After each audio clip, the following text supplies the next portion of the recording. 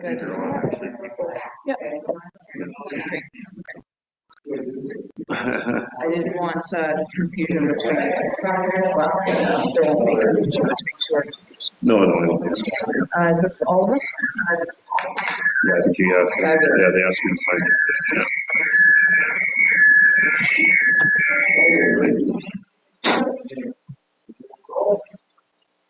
Okay. Good morning, everyone, and welcome to the Township of Georgian Bay. And it sounds like the echo chamber has ended, so that's good. So welcome to Township of Georgian Bay for our regular council meeting of Monday, April 7th, 2025. And I'd like to call this meeting to order at 9:01. And in the spirit of reconciliation, we wish to acknowledge the enduring relationships between Indigenous peoples and the territories they traditionally occupied. We recognize and deeply appreciate the historic connection they have to this place, the land, the water, the air, and all that live on, in, and above it. We are grateful for the opportunity to meet here, and we thank all the generations of Indigenous peoples who have taken care of this place and who continue to care for it. And we want to show our respect. Hundreds of years after the first treaties were signed, they remain relevant today. May they guide our decisions and our actions. We commit to learn, to educate, to honor sacred places, and to take action towards real truth and reconciliation. Miigwech.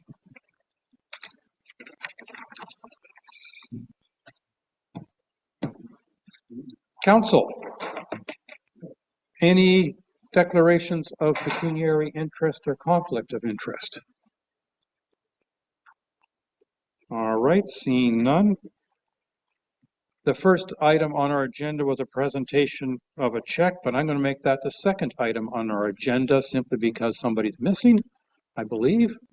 So with that, we're going to go to the delegation, which is on the corridor project, Protecting the Heart of Georgian Bay, Georgian Bay Land Trust. And we're going to say special welcome to Mr. Andrew Young, who is the new executive director for about a month now or so of the Land Trust.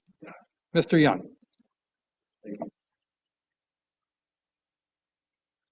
So red means it's on? Okay, great. Thank you. Thank you, Mayor. Thank you, Council, for receiving us today. I'm excited to provide a bit of an update of what we've been up to with the corridor project. I think first and foremost, the Township of Georgian Bay, as well as the MacTier Point First Nation, have been huge supporters of the corridor project and the Land Trust more broadly. And the projects that we are working on would not be possible without the support of both Town Council here as well as the First Nations on the Bay. So I want to just express our gratitude for your support. And it really, as Mayor mentioned, I'm 3 months in. So if you have any hard questions for me, I'll gladly receive them, and hopefully I'll do my best to answer them. So, but I really wanted to first just I think the materials were sent out in advance, so I'm not going to speak to every specific word on every slide. But I think the work that my predecessor, Bill Lougheed, and Council have done to preserve large tracts of land on the eastern shore of Georgian Bay have been really important, especially when you consider the increasing development pressure that is happening within the province. In 1970, the province of Ontario was roughly 8 million people, and by 2050, it's going to be closer to 25 or 26 million. And this portion of Georgian Bay where we sit right now is an hour. It took me an hour and 45 minutes to get here from Toronto. So I think we all can understand what the development pressures of a growing population are, and the proactive stance of the township and the First Nation to conserve those lands, to save from large development and also protect Indigenous rights to hunting and fishing and cultural practices, as well as other folks who may choose to recreate on the lands that have been protected from development, is really important. And if you go to the third slide with the map very high level map that shows, just the grid of development that is happening further south, even on the peninsula where Midland and Penetang are. And then to the east in Muskoka, you can really see, along this track of eastern Georgian Bay, the preserved, the wilderness that exists, and our intention to preserve that. We also, know that it is a recognized UNESCO Biosphere, and as you know, the executive director from the Biosphere, Georgian Bay Biosphere, is here as well. So we work hand in hand with them to protect that, and we're grateful for that partnership as well. So really, I mean, the goal is quite simple: is to preserve these wilderness lands forever. And we know that is in keeping with the residents of the Georgian Bay Township. Just quickly, if you go to the next slide, I know you gave me the remote, but thank you. We've got our eyes set on other areas, and we are working with Township of Archipelago. We're working with Shawanaga First Nation, as well as others up and down the coast, to find ways to preserve those lands in ways that will, both ensure, like we've done here, will protect against further, major development, but also protect access to those lands for everybody. So we've got, different projects underway, and those deadline, those dates, on there are, estimates. Every project is going to take its own process, and we're going through those things as we speak. And we're less, interested in getting things done by a certain date, as opposed to doing things right. At the immediate point, there's not any real threat of massive development in those areas in the short term. So this is really a long-term strategy that we want to do well and do right with all of the different partners and community members. As it relates to the work that's already been done in Georgian Bay Township, I've included a slide on the next one with the nice, cute turtle. And that on that, we can talk about some of the work that we've done here, ground truthing the findings that, from the project that was approved by this council, in those 32,000 acres. And what we found so far is 23 species of conservation concern, 7 provincially rare ecosystem types have been discovered within the lands that have been protected. And these early results, which we'll continue to study this summer and into the future summers, is just reinforcing, I think, not only just the natural visual beauty of what we see in Georgian Bay, but also the real ecological importance of this area. And so I think that it's really critical that we continue to do this work. So in closing, I really just wanted to reinforce my thanks to council and to the mayor, and then also to all the staff of Georgian Bay Township for supporting these projects. I was speaking with somebody else from a conservation organization completely unrelated to this area a couple weeks ago, and was describing the way in which council and Georgian Bay Township have gone about doing this work, and they couldn't believe that we did it this way. Like, it's actually quite innovative, a way to think about conservation, where we don't need to own all of the land to protect it. And I think the partnerships with MacTier Point and council and the way it's been done is being seen, I think, as an innovative way to do that. And I think you've also been recognized as well with some of the Federation of Canadian Municipalities and others who have also started to see the light of this work. So anyway, on behalf of the Land Trust, I just wanted to really express our deep thanks to the township for being partners in this and all the work that's gone into it. And we look forward to doing more in the future. That's it. Well, thank you very much. We're very glad to welcome you as the new executive director to council. And I'm going to turn it over to council, see who has any questions. And Councillor Cooper, an ex-director of the the Land Trust, has his hand up first. Councillor Cooper. Thank you very much for the presentation, Andrew. And yes, I have to admit that I've had some involvement with the Land Trust in the past number of years that I was involved with that. But I just wanted to not so much ask a question as just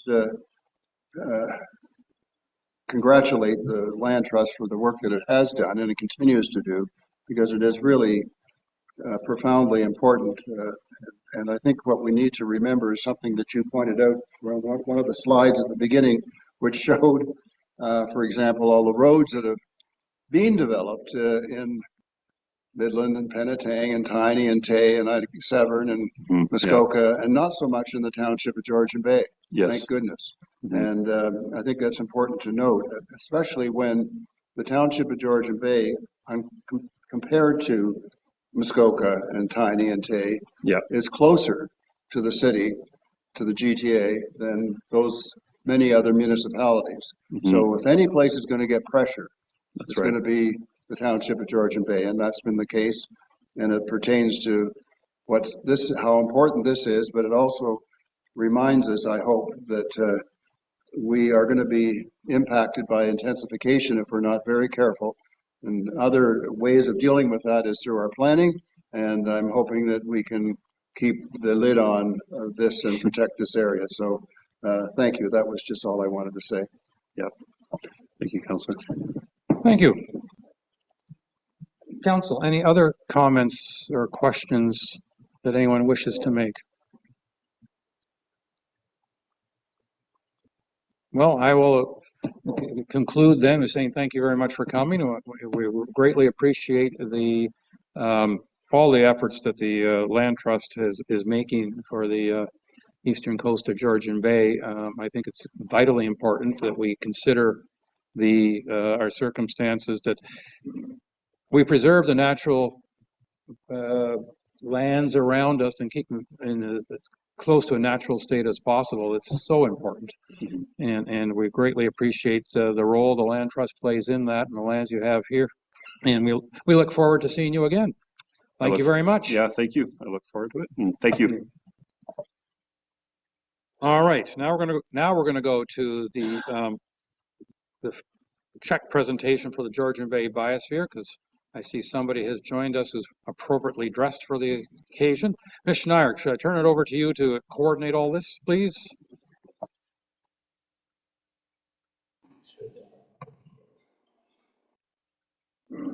No, that's funny, Councillor Wojcik. I will give you the buzz on what's happening today. The Township of Georgian Bay did hold a Township of Georgian Bay Honeybee Festival in September of this past year. It does take the municipality a little while to reconcile all the bills, but we are happy today to present a check in theory to the Georgian Bay Biosphere for $25,237. That is a lofty goal for us each year to try to crack between $20,000 and $25,000, and we skipped over it by just a wee bit, so we're very happy. Your Worship, we do have Queen Bee, Elizabeth Lauder, who runs the entire volunteer organization here, as well as the Executive Director, Becky Pollock, here from the Biosphere. I wonder whether or not we'd be willing to do a check presentation. Yes, I don't know. Ms. Pollock, if you'd like to make a comment or two, or the Queen Bee for that matter, before we do the picture op. But please go ahead. Thank you, Council. Well, the Georgian Bay Biosphere is just delighted and extremely grateful, but we wouldn't even be here without community members like Liz, Queen Bee. We're just so deeply moved that a township would kind of take this initiative and then the community would drive an event like this every year. It's really been wonderful to watch since 2019. This unique and innovative festival started out small. We were hit by COVID, but continued. And we just can't thank the volunteers enough, staff and council, for their time and dedication, and also the sponsors. Many sponsors, local businesses step up to help this be such a success. So I just wanted to say that first first of all. It's really fascinating to me how Honey Harbor in particular has embraced the identity of being a part of a UNESCO World Biosphere. You're really the southern edge, this gateway community into a larger, globally significant region. And so to put Honey Harbor on the map as part of that, caring for pollinators, caring for the environment has been a really key message that has spread far and wide. I think we've exceeded 2,000 people coming into town last October. So not only an environmental awareness, but also great for local business and the shoulder season. So I wanted to just say that. In terms of the money, we would like to let you know that a good part of it will go directly towards continuing the State of the Bay research and monitoring. We were recently invited last week by the International Joint Commission of the Great Lakes to participate in their science strategy. So some of this will support that work. We are also going to move forward on the NAMP, or the Natural Area Management Planning, which speaks so well to what the Land Trust is doing in terms of ground truthing what needs protection. That's in partnership with McMaster and Waterloo.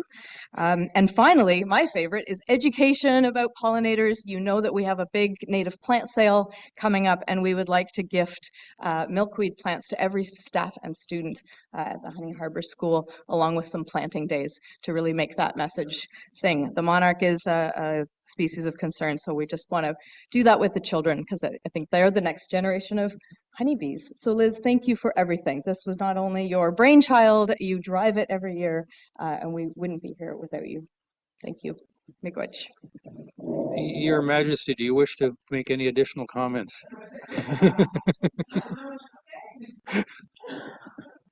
Well, before we do the picture, I'll just want to make a couple of comments and basically add to, I think that what astounds me about this is the community involvement.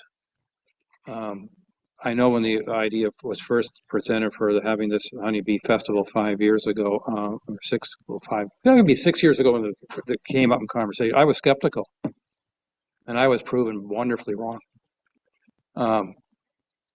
But I also want to comment, because we have today in the room the executive director of the Land Trust, executive director of the Biosphere, how really fortunate we are to have the not-for-profit charity groups, two of them here of great significance, but there are a number of other ones.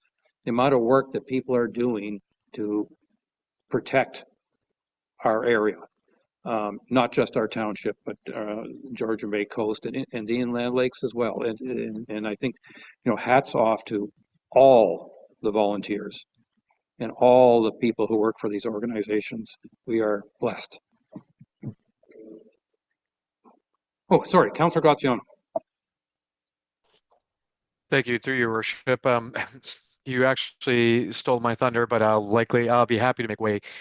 Excuse me, I was going to commend both groups by saying thank you very much for the efforts that you've invested in bringing awareness to our community, as well as for advocating for such a strong environmental, perspective and consideration with regards to development and so on. So I do want to say thank you to both groups here.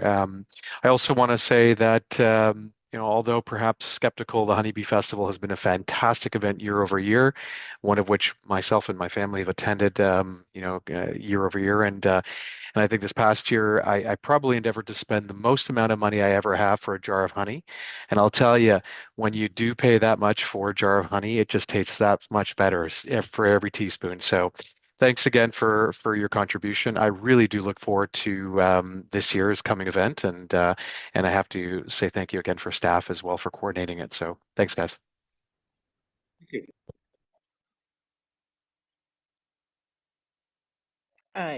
Your worship, if you could stand right here by the yellow and black, it's quite fitting that one time a year this actually is color coordinated. Come on up to the other side if you could, please. Yeah.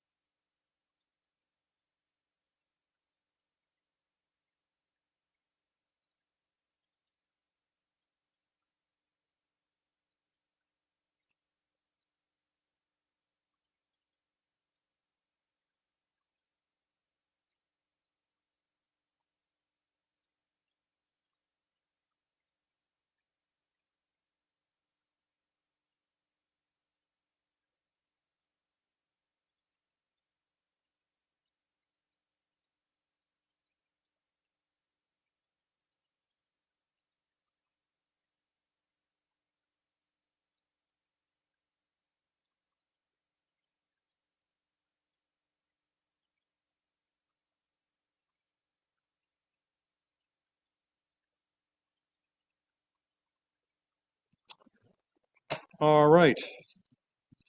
And after all that, it's now down to business. And the first item of business is the consent agenda.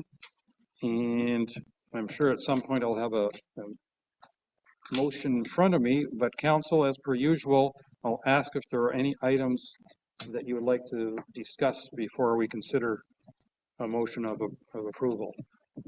Councilor Graziano, is that a new hand? It is a new hand, Your Worship, and I'd like to pull item I, specifically both reports. Thank you. Thank you. Any other? All right, and I would like to pull item G, the MacTier Arena Advisory Committee, for a couple of questions. So, Councilor Graziano, please go ahead. Thank you, Your Worship. We'll start with the resolution tracker. As staff is aware, I've received numerous concerns with regards to flooding on Leduc Lane. And I'd like to have a formal update, if we can, with regards to where the report stands. This matter, I believe, has been ongoing now for quite some time, and I'm hoping that we can move the needle forward on addressing real-world problems with respect to flooding of those homes on Leduc. So that is the first question that I have for staff, if we can address that. Thank you. And then I have further as well. Sue Mariotti. Yeah, thank you, Mayor Kutsia.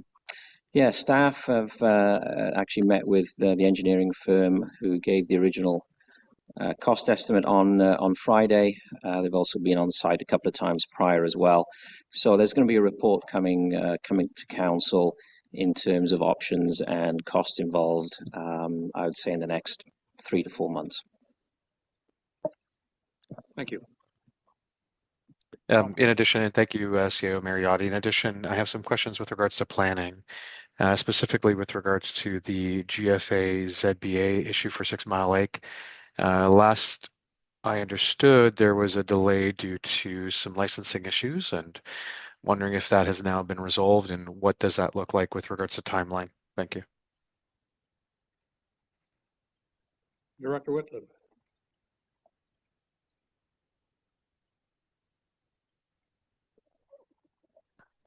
Sorry, if I can, through the mayor, if I could clarify to Councillor Graziano, did I hear you say licensing issues? Correct. My understanding was that we were hoping to get connected for some information, and there was a hindrance there. If memory correctly, Mr. Kratky had suggested something along those lines, and forgive me, but perhaps I'm not paraphrasing him correctly. I think it was MPAC information. MPAC, correct. Okay, I understand. Sorry, thank you. Yeah, in terms of the zoning amendment for 6 Mile Lake, if that's you're referring to, we're still working through that in terms of the permissions that we have for utilizing the data. Progress has been made by Mr. Kratky in discussing the issue with MPAC, but there's a certain sensitivity to property using the data, given the agreements that this municipality and others were required to enter into with MPAC. So I'll try and endeavor to provide a timing update for council and maybe reach out to you directly, Councillor Graziano, but I know Mr. Kratky has made some progress. Thank you, Mr. Whitlib, and I would greatly appreciate the direct reach out once a timeline has roughly been established. Again, I just want to report back to my constituency as well. Seeing that our fire chief is not present, perhaps our CAO might be able to assist and or our director of finance. There have been 3 STR complaints based on the report from what I'm seeing, and the dates are between February 20th to March 24th. I believe. We've logged 15 building complaints to date for 2025. Building complaints are 12, STR complaints are 3. Without going into detail, and likely due to confidentiality, is there a general or a general understanding as to what the nature of those complaints were? Is there a high level kind of understanding as to what those 3 complaints are? I'm curious to know what people are complaining about with regards to STRs. Mariotti. Yeah, thank you, Mayor Kutsia. No, I don't have the details on that, so I would ask that Councillor Graziano reach out directly to the fire chief and to get a bit of an update. We'll do it. One further question, one last question, if I may, Your Worship. With regards to the short-term rental statistics, it looks like the revenue so far to date has been $80,950, and I'm curious to know where that revenue has been allocated. Has it gone back into headcount specifically for bylaw, or where has that revenue been reallocated to? Thank you. Thank you Director through Raddick. you. Thank you through you, Mayor, to Councillor Graziano. The way the township balances revenue and expenses, there's no direct allocation that we state that revenue would go directly back to headcount. We are coming forward with a 2025 first quarter summary report, which does and will provide a summary of revenues and expenses and show an overall bottom line. But since it will be the first quarter, it'll be highly, it'll be difficult to determine where we would land at the end of the year. But for the most part, when we establish our budget, we look at our overall budget, and we're not allocating revenue A to a specific expense. It's an overall balancing of our budget. Thank you. Thank you. Chief Van Dam, I see you've put up your hand. Please go ahead. Yes, to answer the councillors, the 3 short-term rental complaints. I just spoke with Karina briefly here, and it's a mistake on my part when I was doing the report. There's been 0 short-term rental complaints this year. It's from last year, and I just didn't catch it. Thank you. Thank you. That is your list, Councilor Graziano? Okay. That is correct. I wanted to bring up, and I got to pull it up to get to the right spot here. Oh.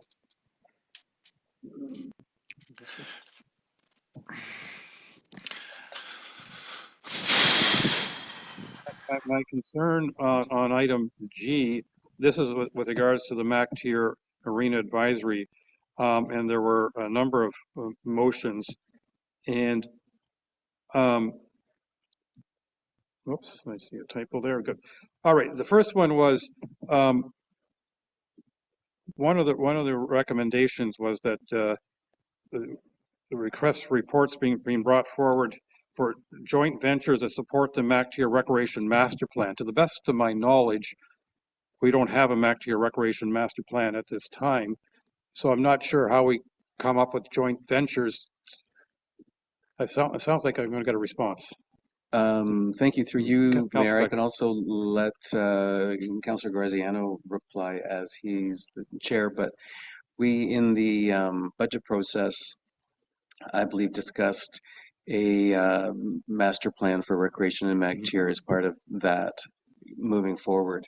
The discussion at the meeting from our supervisor of Parks and Recreation was that he has some thoughts on ventures that could support the arena, and we discussed that those items should probably be merged together if we're talking about how to best meet the needs of residents and also work with third parties to try to develop and maintain facilities. Okay, which all sounds good to me. So, but you're not really looking for a report to come forward from staff at this point, are you? I think staff offered to bring back a report primarily on the joint ventures and how that would shape maintaining the facilities for the future. Okay. And so we discussed, does that have an impact on a master plan? And that's where the wording for this motion came together. And then the other question that I had, or Councilor Graziano, go ahead, please. Yeah, thank you. Through your worship, not much more to add, specifically through recommendations of staff and perhaps bringing to light some different perspective as to increasing usage. It was a recommendation by staff that perhaps we consider this as part of the master plan, as Councillor Predco alluded to, and so as such, we had brought a motion forward specifically to I guess, create this master plan with these alternative suggestions as well. Okay, and my final question with regards to this is, I see that you're requesting that staff organize movie night, arts and craft fair, and investigate a bingo event. And my concern is that if you're specifically asking staff to create a movie night and arts and craft fair, you're asking for a lot of staff time. And I don't know if that was the intention, or if the intention was to look into the possibility. Because to the best of my knowledge, and somebody can correct me if I'm wrong, but arts and craft fair will take a heck of a lot of time and effort. And if we are approving a motion that directs staff to do this, then we're going to be consuming a lot of staff time. And also with a bingo event, I believe could be challenges for regulations for a municipality to organize a bingo. So I'm a little concerned about the motion that if council passes this, we may be asking for more than we realize. And so I'll go back to the members of the committee to see if I'm missing something here or anything else. Councilor Graziano.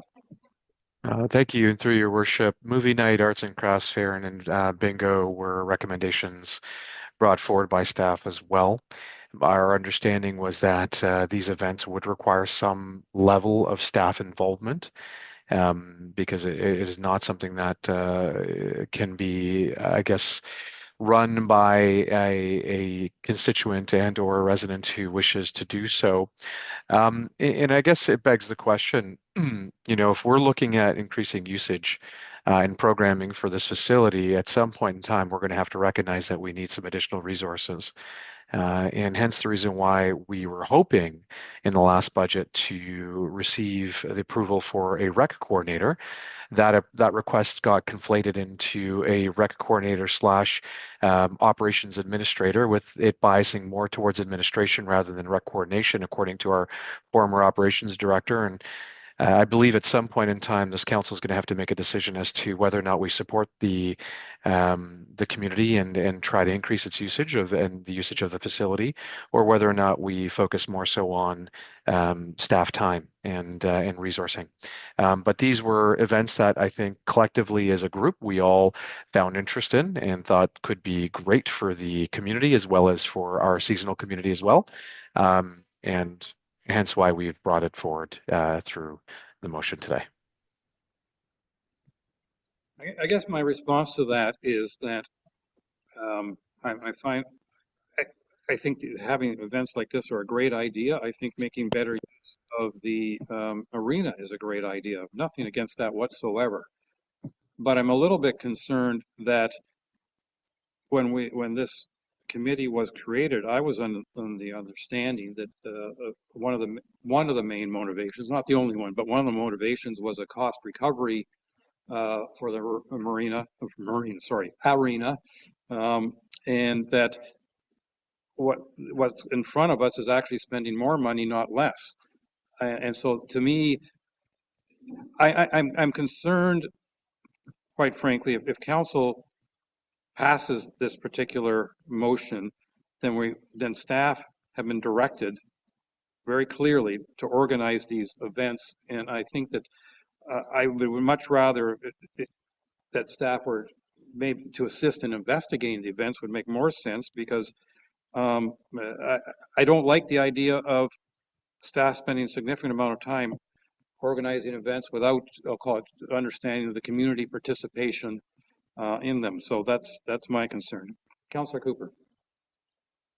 I'd just like to thank the mayor for your comments, because as far as I can determine, we can't continue to dump responsibility on our staff. I think the volunteerism should play a role in this as well. If there was some direction that came from staff, that's one thing, but to expect it to be organized by the staff is how many other places are we going to require our staff to organize things? With many other communities, all the work is done by the volunteers. Thank you. Long and short, I'd like to see this read differently. Thank you. Councillor Graziano.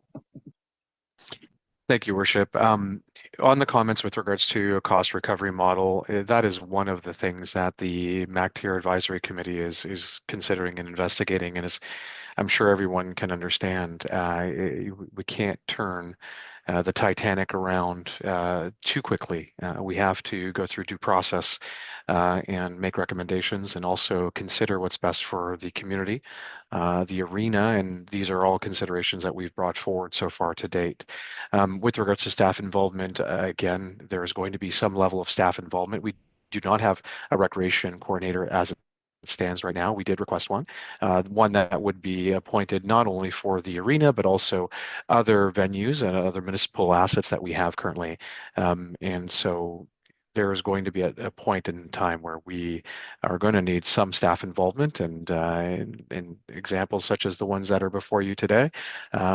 It's our understanding from staff and through staff that it will not be something that can be coordinated, specifically the bingo event, especially if a third-party bingo company, similar to that of the roller skating organization, is required to be engaged. We just can't, as council, do that ourselves, nor can volunteers just go and hire a third-party bingo partner to run a bingo event in the arena. So again, there will be some level that requires staff involvement, and if it's just going to strictly be 100% volunteer base, then we're likely not going to see any increase in usage because MacTier is already tapped out on their volunteerism. Thank you. Councillor Pedko. Thank you. I think in the summary of the resolution, it didn't capture a lot of the conversation that it was engaging with the community to try to help put these on. The Arts and Craft Fair was trying to bring the arts and craft people from the lake associations into town as a means of getting the lake association and lake residents into MacTier to see what MacTier has to offer. So it's an effort to try to promote the town to people who don't usually go in there. And again, I think that we've got to investigate a bingo event. There were concerns raised by the clerk that the municipality can't offer a bingo event, and that's why that one's worded that way. And a lot of the discussion that we had was about people's, the whether or not the staff or volunteers would be able to work in the evening, and how that would affect staff for one or the other of these events. And the other part of the conversation about increasing revenue for the arena came from that conversation around joint ventures that was in the other resolution that you had raised. So these conversations are all focusing on how to increase the use and try to find out ways to increase the revenue and viability of the arena. I think we are trying to maintain a focus on what the terms of reference for the committee are, but I think perhaps we should be looking to post maybe more robust minutes of the committee as well, so the context behind some of these resolutions is clearer to council. Thank you. Thank you. Councillor Bocek. Thank you, and through you, Mayor. I really believe that this committee is doing the right amount of work and heading in the right direction. One who has been very involved with small townships and small town marinas, there is no ROI. These things lose money like crazy, and they always will. Any cost recovery we can get is good, but if we ever think that we're going to make a profit off of this facility, it's never going to happen. It's something that townships do for their people, they do for their kids, and without these arenas, the great Canadian dream fails. So I support this 100%, but I would like to see more details, and I don't think we're going to get to those details until we involve staff as well. So that's all I have. Thank you. CEO Mariotti. Yeah, thank you, Mayor Coetzee. I think what staff need to do is bring a report, and it'll probably be this summer, based on various workloads, just to bring council up to date on the various capital maintenance as well as operating costs for the arena. We all agree that there needs to be a central hub in MacTier. The arena as it stands now is very old and is in dire need for some upgrades. The roof is leaking like a sieve. There is various refrigeration equipment that needs to be replaced this year. So what we'll do is we'll come to council this summer with a thorough analysis on what it's going to cost us in the next few years. What are the operating costs? Because I don't believe we've captured the true operating costs of that facility.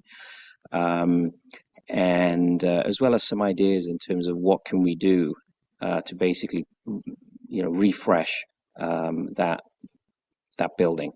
I believe some of the ideas on the list were actually the result of a survey, a community survey. That's why it was put on the resolution, and I agree with council. Yes, the arena is not a cost recovery nor a return on investment. However, we also have to be mindful in terms of how much extra time and effort do we put in, and how much more is it going to cost us day to day to operate certain activities. So anyway, that's from our perspective. I think council deserves a bit of an update in terms of the lay of the land for the arena. Thank you. Councillor Graziano. Thank you, Your Worship. And just in addition to our CAO's comments with regards to a report coming before council, I think that's a brilliant idea. I know that it was discussed in the MAAC. If I may request that as a part of that report, that we also include specifically what grants we've applied for thus far to help offset the costs of updating the facility, as well as what grants are available for us to apply for at the time of the report. I know that the province has a lot of grants available from what I've heard, and I think other municipalities have leveraged those grants to be able to help them. I wonder if District of Muskoka would be inclined to offer some money as well, and if we can explore that as part of the report as well. I think that would be beneficial, because I'd like to understand specifically what's available for this facility by way of the province, by way of our upper tier parent, and perhaps the federal government as well, if there is any money there. So I think that's a great idea, and I'd love to see a report coming back with respect to some options, as well as what the facility is going to look like over the next 10 years and the costs associated with it, but then also what's available to us outside of us solely funding this particular update project. Thank you. Thank you. Councillor Cooper.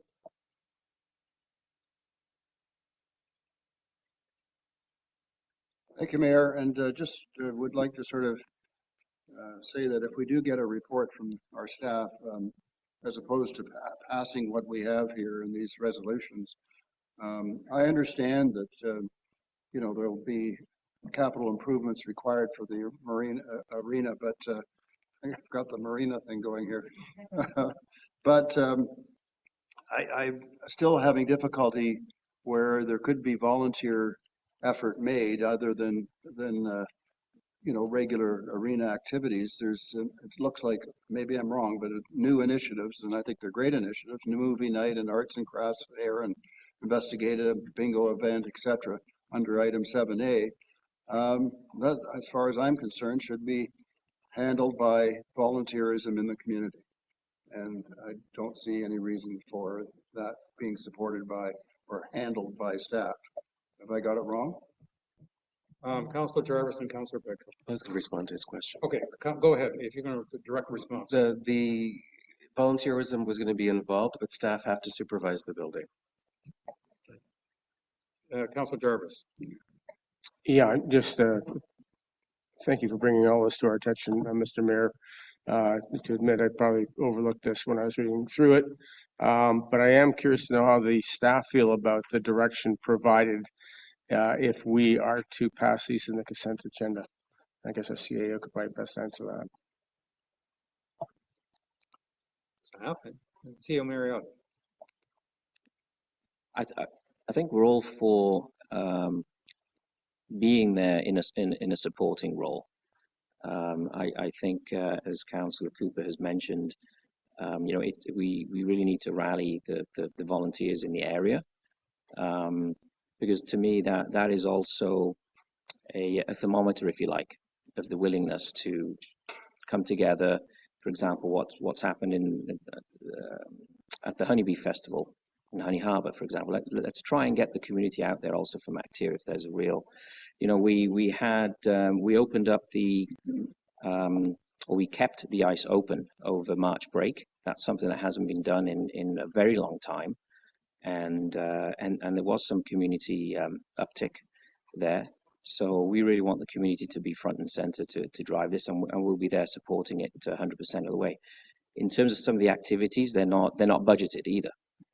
So once we have to get some kind of costing first, and then we have to come back to council to say, do you want to spend the money on this? I guess I'd like to conclude this conversation, but to me, I have no problem with the entire resolution for item G with one exception, and that is where it says staff to organize. I'd much rather it said staff to assist or to support or some other cooperative word versus I don't think it's appropriate for us to as a council to simply say to organize the following events, because that puts the entire onus on staff, and I don't think that's what we're looking for overall. And certainly in the conversation I'm hearing, staff is quite willing to support and assist, but I would, so can I pull that and then we do, is that the most effective way? Okay, so I would like to pull item G, read the consent agenda approval with that item pulled, and then on item G, see whether staff is interested in adding or subtracting a word.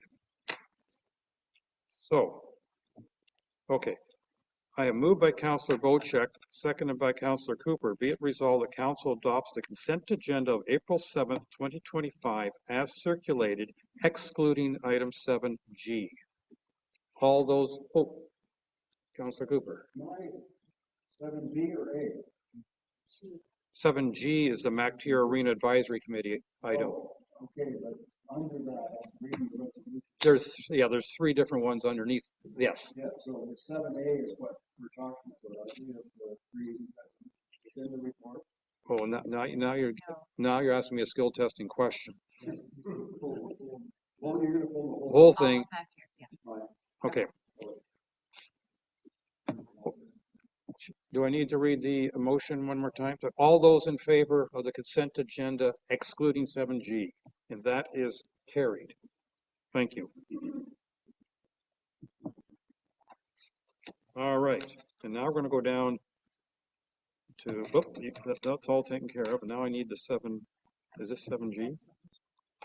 So 7G, 7G basically summarizes 3 resolutions other than adopting minutes, but it includes that the MacTier Advisory Committee recommends staff bring forward a report on the hours and a recreation coordinator. That's one, fine. The second one is that reports on advertising and joint ventures. And then the third one is the council accept the MacTier community survey results as a guiding document for next steps related to MacTier priorities as considered through granting programs and other funding options, and that the MacTier Advisory Committee requests staff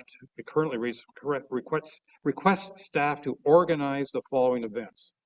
And I would like us to consider replacing the word organize and to assist or to support.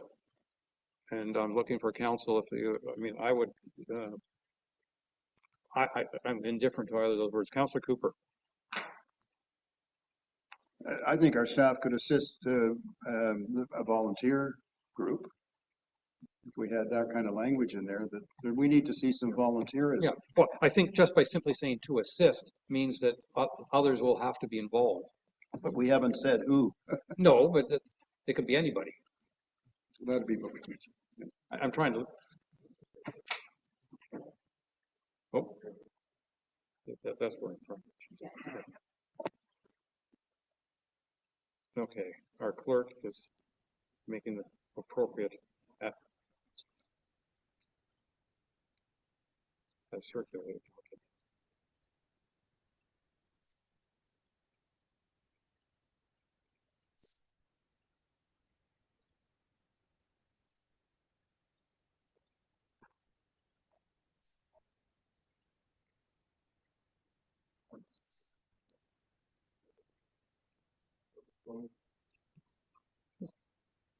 Well, they did with the honeybee festival, for instance.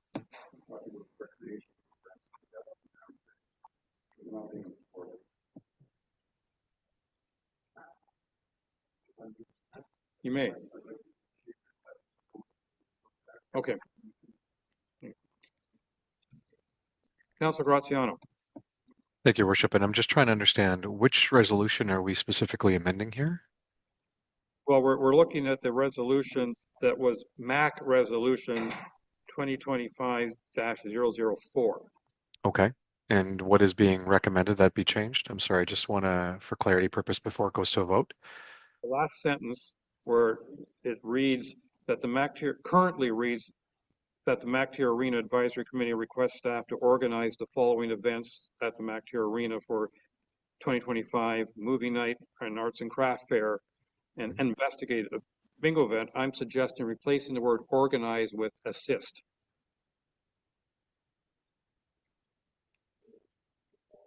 Okay. I think, so is it my understanding, if I can ask or direct a question to staff then through your worship, that the community can go ahead and engage a third-party bingo provider at their discretion? Suffice it that they have the assistance of staff? Is this correct, or would it be the municipality that needs to engage the third-party bingo provider? Because I understand that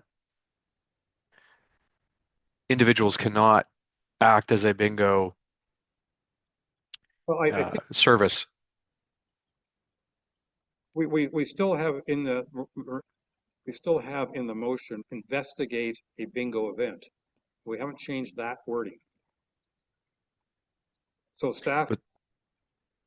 But the wording will be to assist the following events rather than organize the following events. And so the way that I would read that is that staff will assist the community in investigating a bingo event, but assisting and organizing are two very different words with two very different definitions. And so if they're assisting, in what capacity would they assist?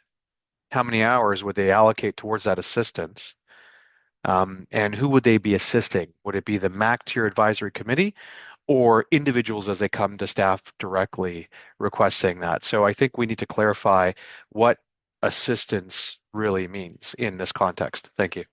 We're going down then a real rabbit hole of creating a motion that would be very specific as to what's going to happen, whereas I believe that this should lead to is further conversation.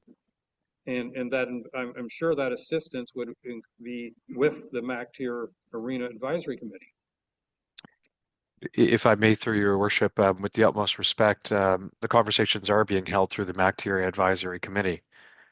That's the whole purpose of the format, I believe, is to have that conversation or be a conduit between the municipality as well as the community, and that's the purpose of the MEAC.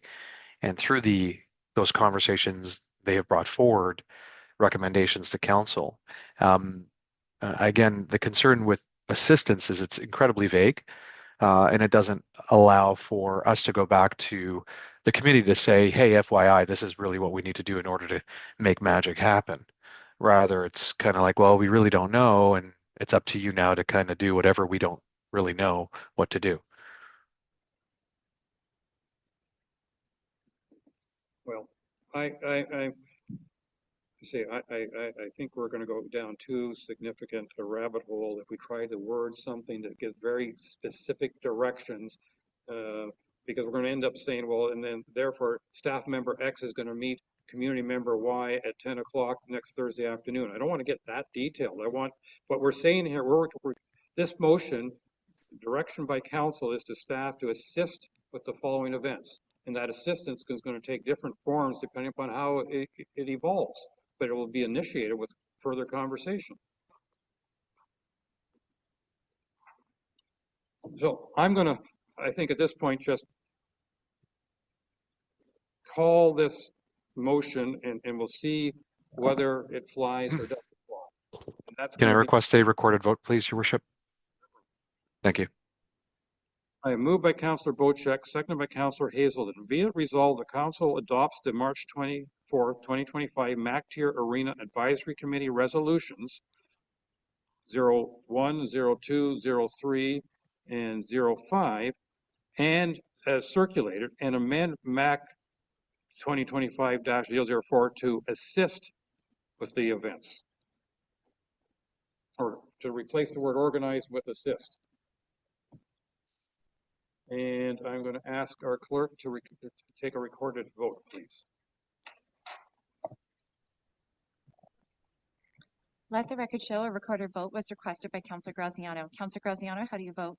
No. No. Thank you. Councillor Hazelton, how do you vote? Yes. Councillor Jarvis, how do you vote? Yes.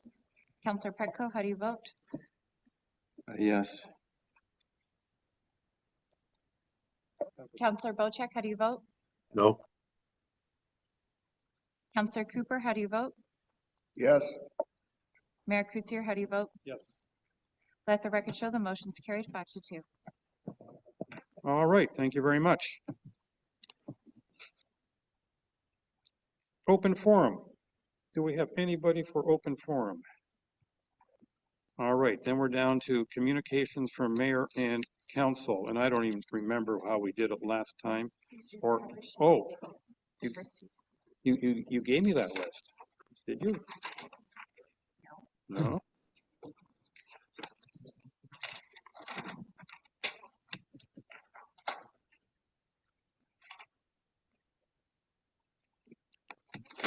We lost a piece of paper. So while we're looking for that piece of paper,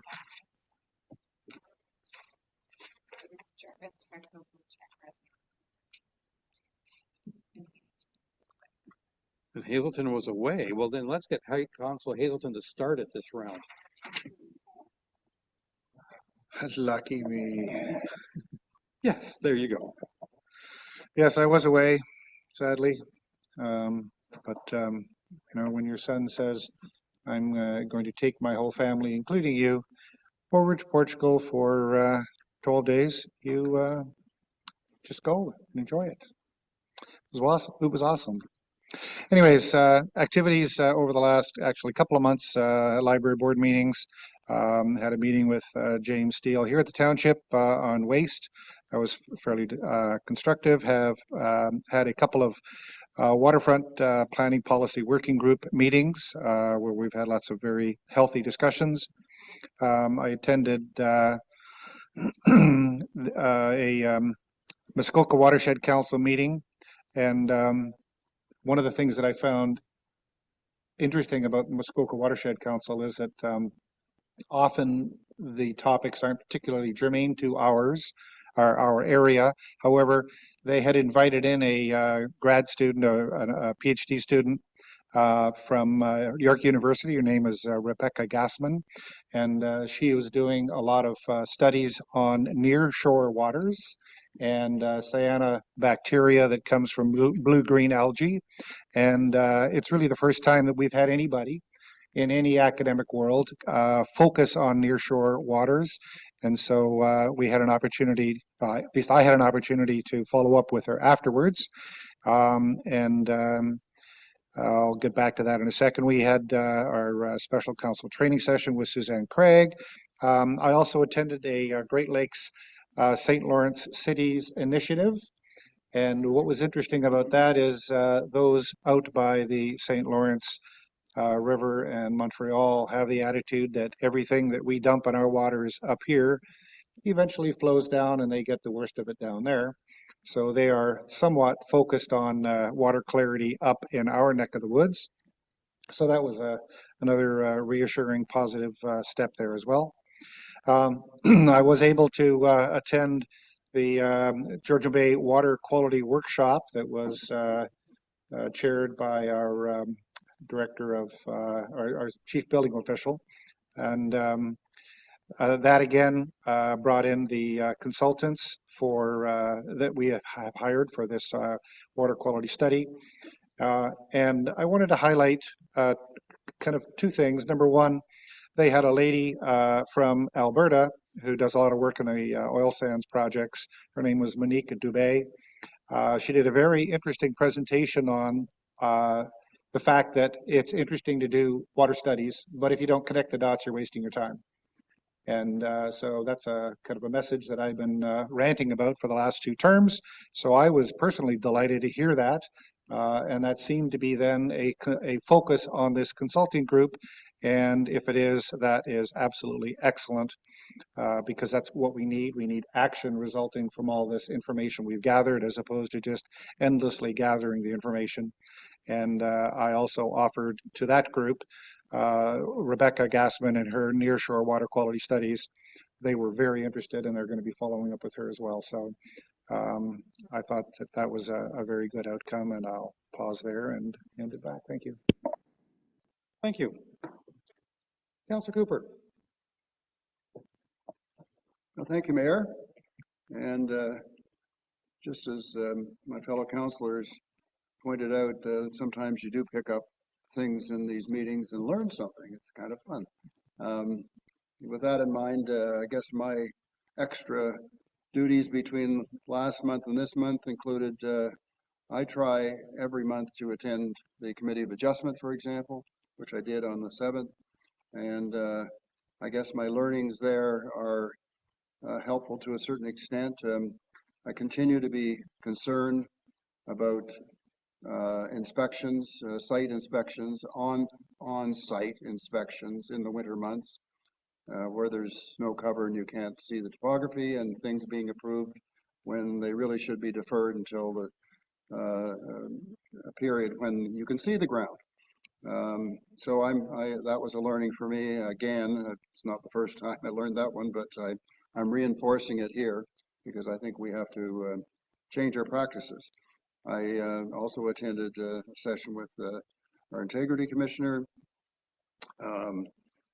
Obviously, the District Council meetings later in the month, Waterfront Working Group, I guess we call it, was certainly worthwhile, and the learnings from the doctorate Dr. Dubé, I guess, from Alberta. There's some great learnings there, and I hope we can remember that it's not, as has been pointed out, not just about collecting data, but actually doing something about it, remediate.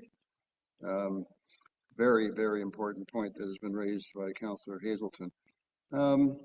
Other work and meetings, another stakeholder meeting on the 25th.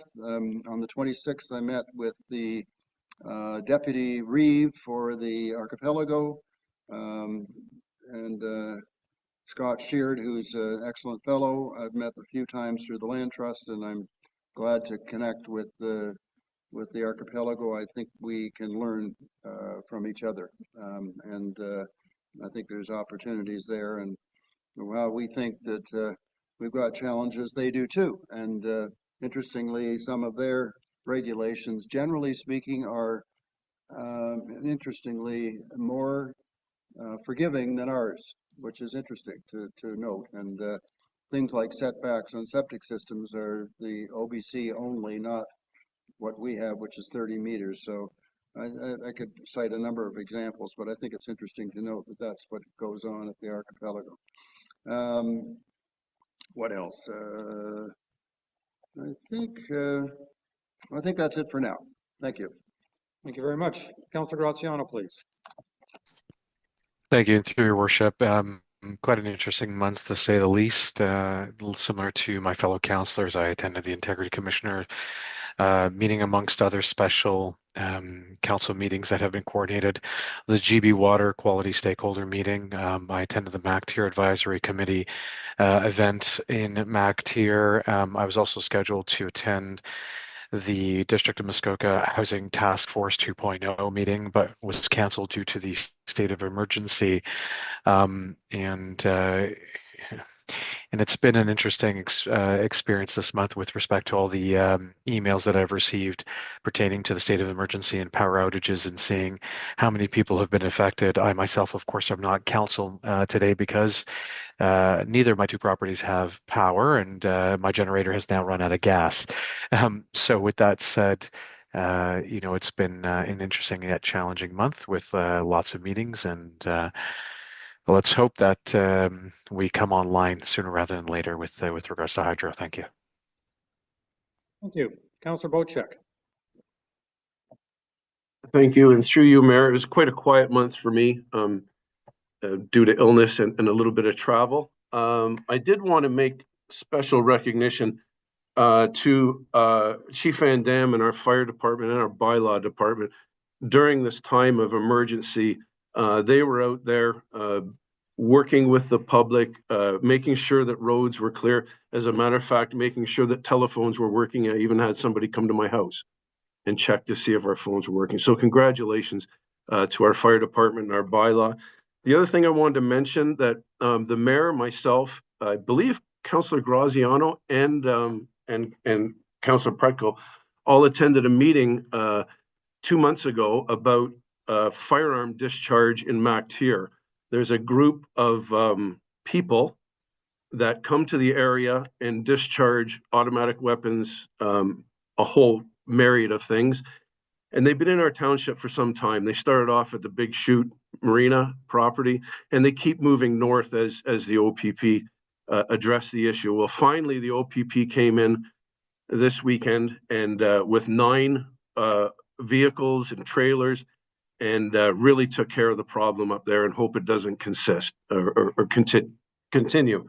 So kudos to everybody who was involved with that, and I'm sure we're going to hear more about it. But one of the main things that drove this was the amount of litter and shells that were left behind. Tens of thousands of bullets, shells left behind. So good job by the OPP and good job by the citizen group up in MacTier that got involved with this. Thank you. Thank you. Yes, that was pleasant news to receive that the OPP were able to respond this weekend. Councillor Predko, please. Thank you, and through your worship, a lot of, apart from the regular meetings that we've attended and everybody has mentioned already, most of what went on in the last month was communications with residents and some staff with regards to events and weather conditions in the township. I would also like to extend thanks to staff and not just the bylaw and Chief Van Dam's firefighting staff, but also to the roads people who did a lot of the work to clear off roads, and I know cleared out some beaver dams to help prevent flooding on roads too. So there's been a lot of work, and the township has really, I think, done a good job being visible and present and helping people as much as they could. And again, we were fortunate with the administration building to have that generator here, so we were able to keep power on here, even though there was no internet. But it did give people an opportunity to have a place for a warming center at the library location, which they were also asking for up in the MacTier area because nobody up there had power, and there was no means to keep warm or keep devices charged for emergency updates. And hopefully we have an opportunity to get a report back from staff and the CAO later on with how they feel the response went to the emergency, but also hopefully to have some conversation about the opportunity to install transfer switches on the power mains for those buildings so that we could attach temporary generators and make some other facilities in the north end of the township available for people for warming and for charging. I was also going to just mention the firearms as well, and I'm sure Chief Van Dam and our bylaw department will help the OPP in their investigations going forward. And the only other issue that has come up for residents is Gibson Lake's flooding. The Gibson Lake is one of the only non-regulated bodies of water we have that have a large number of cottages on it. And every spring and different times during the year, it does flood, and there's no way to drain it through a mechanism or manual method. So I know some residents are coming to make a delegation to council to talk about the concerns on the lake, and it doesn't seem to be a problem that's going away. And because it's not regulated, no other level of government has shown any interest in being supportive of their concerns. So they're going to be starting with us, and we'll see what they have to say. That's all. Thank you. Thank you. I'm not going to take anything away from staff other than your mentions about generators and switches in MacTier. I've already overheard conversations being initiated on that account. Councillor Jarvis. Yeah, over and above all the means, again, that have already been mentioned, SegBay and Library Board. Library, obviously notwithstanding the significant weather event, which closed libraries down for a bit, seems to have some very, very good programs still in place, and some very, very good activity in spite of the weather, which is great. Then on the next note is SegBay, who keep on signing new members up, which is great to see. Secretary has resigned, so to pursue some more of a recreational life for her in her retirement than working for SegBay, which she's been doing a very good job at. So they'll be looking for somebody in that position. But the things keep rolling along. The organization is doing quite well in many respects. The feedback with regards to what's been happening south of the border and the tariff issue, which will affect a lot of activities with regards to business communities up here. But the word back from members of SegBay is that most, if not all, hotels are significantly booked now for the vacation season coming up. So they're seeing an increase in activity, staycation type of activity, which they're happy to see. And that'll be good for them. Of course, some of their costs will go up based on where they source things, but they seem to be okay with the way things are going in that regard, which was an interesting observation on their part. Other than that, I think it would have to be about it. The regular committee meetings, including Committee of Adjustment, and I share Councillor Cooper's concerns in that regard. Thank you. Thank you very much. Interesting past month, not the least of which has been all the weather challenges and the emergency, and the fact that a significant portion of our township is still without power.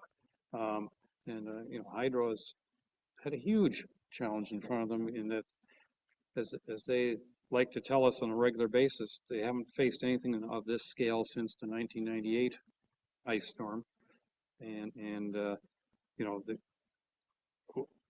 a lot of people that are power is still not restored in relatively remote areas, and they don't even know as they go in and try to investigate what they're going to find and how many breaks are going to be in the line. So that work is sadly far from completed.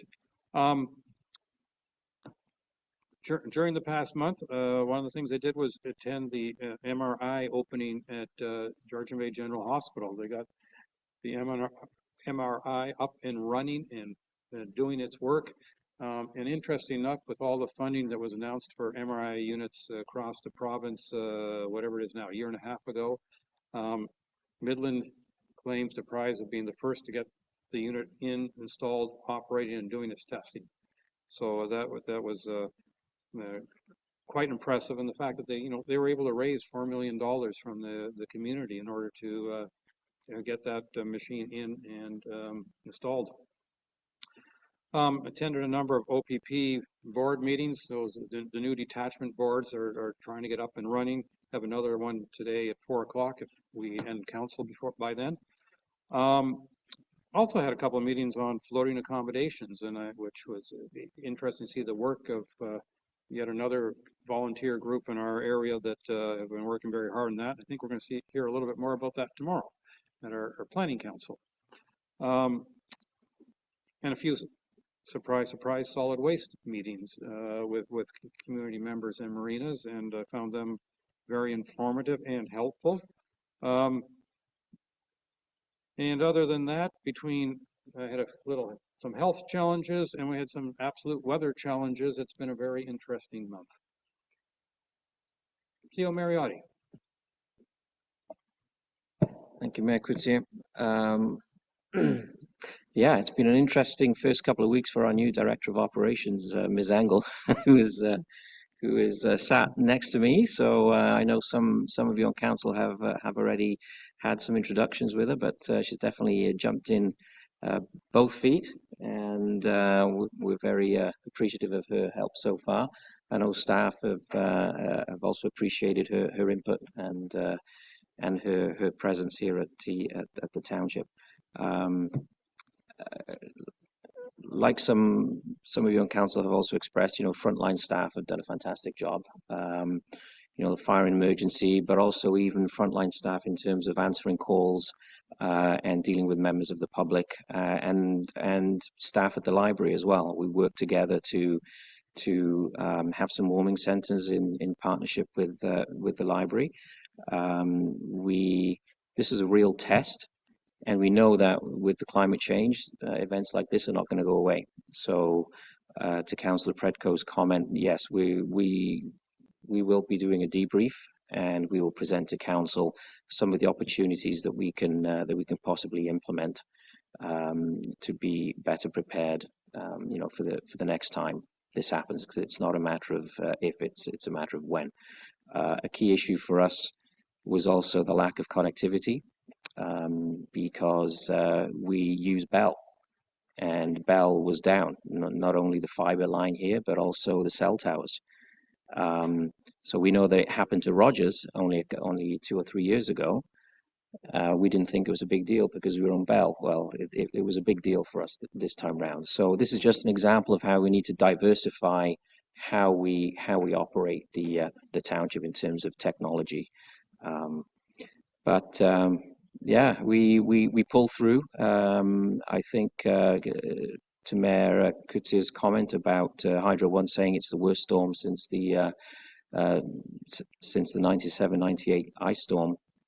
I think we really pulled together. We all worked together very well as a team, and hopefully we kept council abreast of developments. But it was rapidly changing on multiple fronts. But I think overall we did a pretty good job. So thanks to council for supporting us, and thanks to staff for getting us back on track so quickly. Thank you. And I think I'm going to break from the agenda slightly here, and Ms. Engel, ask you to introduce yourself.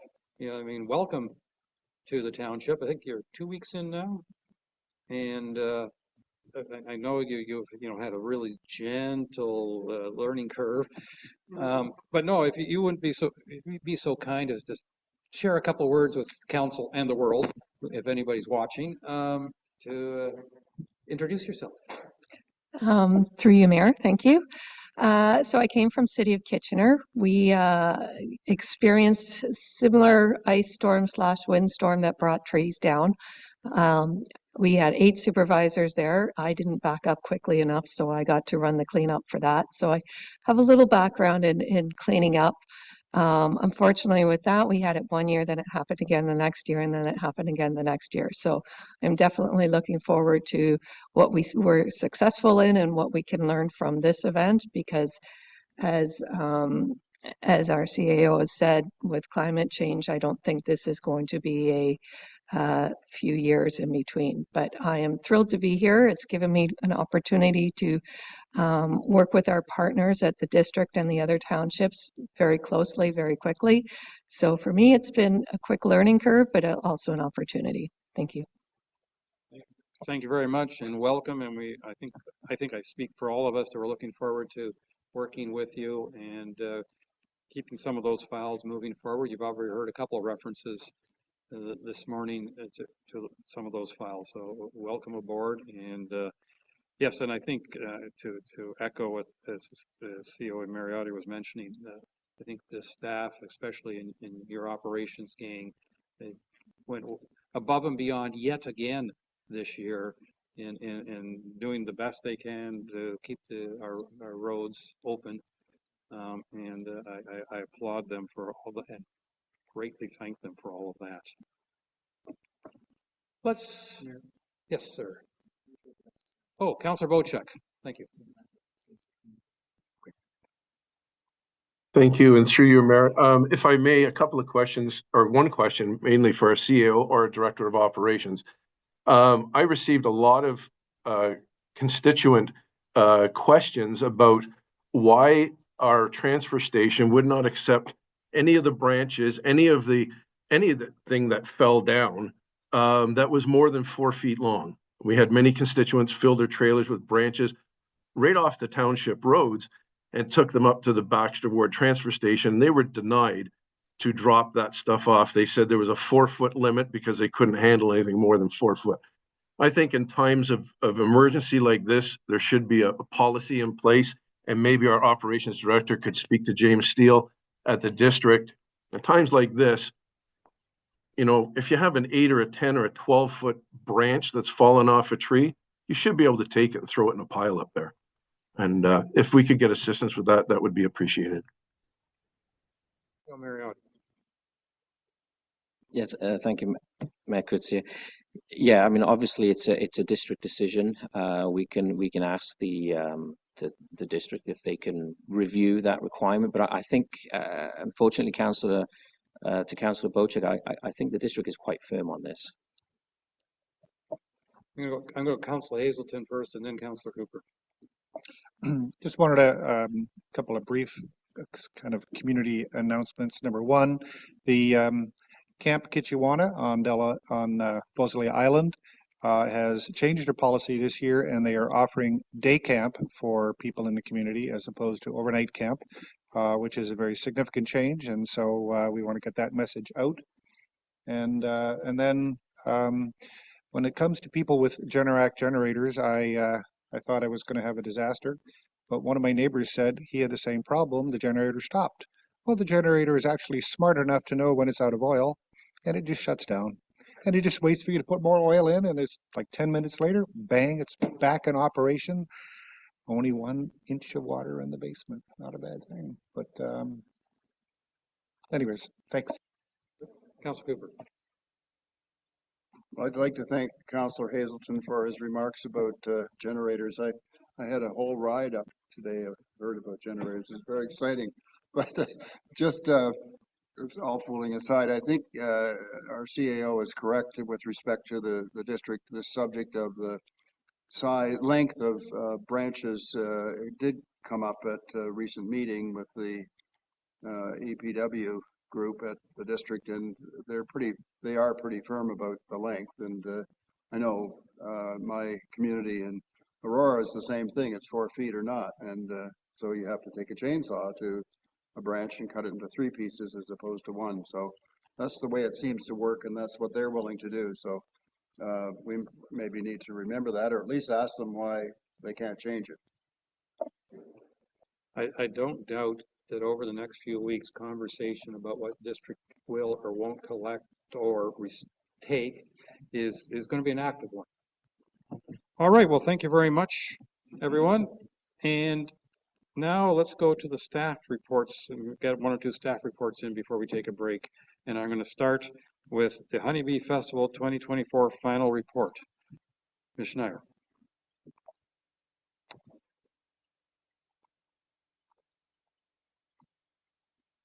Thank you, Your Worship. Just to follow up what we discussed already this morning, I don't certainly want to take too much time for council, but I will identify that each year, as Dr. Pollack suggested, the Honeybee Festival does grow significantly. It is definitely something that is on the upward swing, and we don't feel at this time that this has been saturated in the market. So, of course, we'd like to continue. We do have a previous resolution from council that does support that already, so we are moving forward. And are excited that this is a Township of Georgian Bay Honeybee Festival. Our next date for the upcoming Honeybee Festival is on the 4th of October to not conflict with Truth and Reconciliation, which hopefully we'll have in Honey Harbor our own celebration at Rendezvous Park. Thank you very much. Any comments or questions? I have moved by Councillor Hazelton, second by Councillor Predko. Be it resolved that Council approve the presentation to the Mindogami Georgian Bay Biosphere in the amount of $17,000 as a result of funding raised to the Township of Georgian Bay Honeybee Festival, September 30th, 2024. And the Council acknowledge that the total amount of funds raised for the festival was $25,327, as $7,327 was collected directly by the Mindogami Georgian Bay Biosphere the day of the events. All those in favor? And that is carried. Thank you very much. Muskoka District Emergency and Mutual Assistance Agreement, Fire and Emergency Services. Chief Van Dam, are you presenting that for us?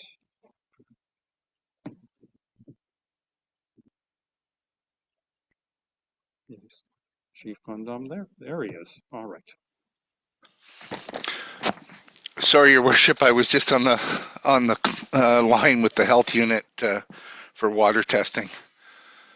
So the District of Muskoka Mutual Assistance Program is similar to our mutual aid program that the fire departments have been for many years. This was a recommendation from the province to start to look into that. And so we started the process a few years back and has gone through it. And all this is that our municipalities within the district now can call upon each other to assist each other during an emergency. And this would give the CAO the approval to be able to say, and I'll give you an example. We'll just say Gravenhurst Treasures is away on vacation and an emergency hits and they need some advice or need some assistance with that, then the CAO has the power granted by council to send the treasurer over to assist, whether it's a day or something to that. And it also then, if we had a tornado go through and we need assistance, it gives the CAOs the power to have a conversation and get that assistance that's required. And it's all been worked out in a special council meeting. Doesn't have to be called to get permission to leave our municipality type of stuff. Thank you very much. Councillor Graziano. Thank you, Worship. In principle, I understand and agree with the idea behind sharing resources, especially in the state of an emergency and the need to be able to transfer resources. However, in practice, I have some concerns with regards to this report, specifically the legal review component. This agreement has been recently vetted by the District of Muskoka Legal Division, as well as reviewed by the 7 Community Engagement Manager Coordinators. What I'm not seeing here is that our own legal or lawyer has reviewed the agreement and provided us their opinion on areas that it benefits us and perhaps areas that we should consider negotiating or renegotiating the verbiage. So I'd like to, before at least I can put my hand up, and prudence suggests that we have our lawyer review and give our opinion, or their opinion rather, to us. Secondly, in costs, I was looking through the costs associated with this, and in one part, I believe I read that costs would likely be borne back onto the municipality that is sending, or some costs rather would be borne back onto the municipality that's sending assistance.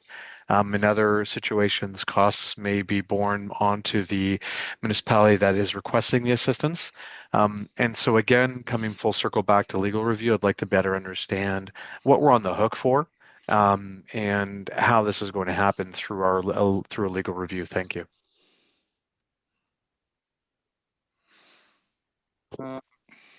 Or Cyril Mariotti?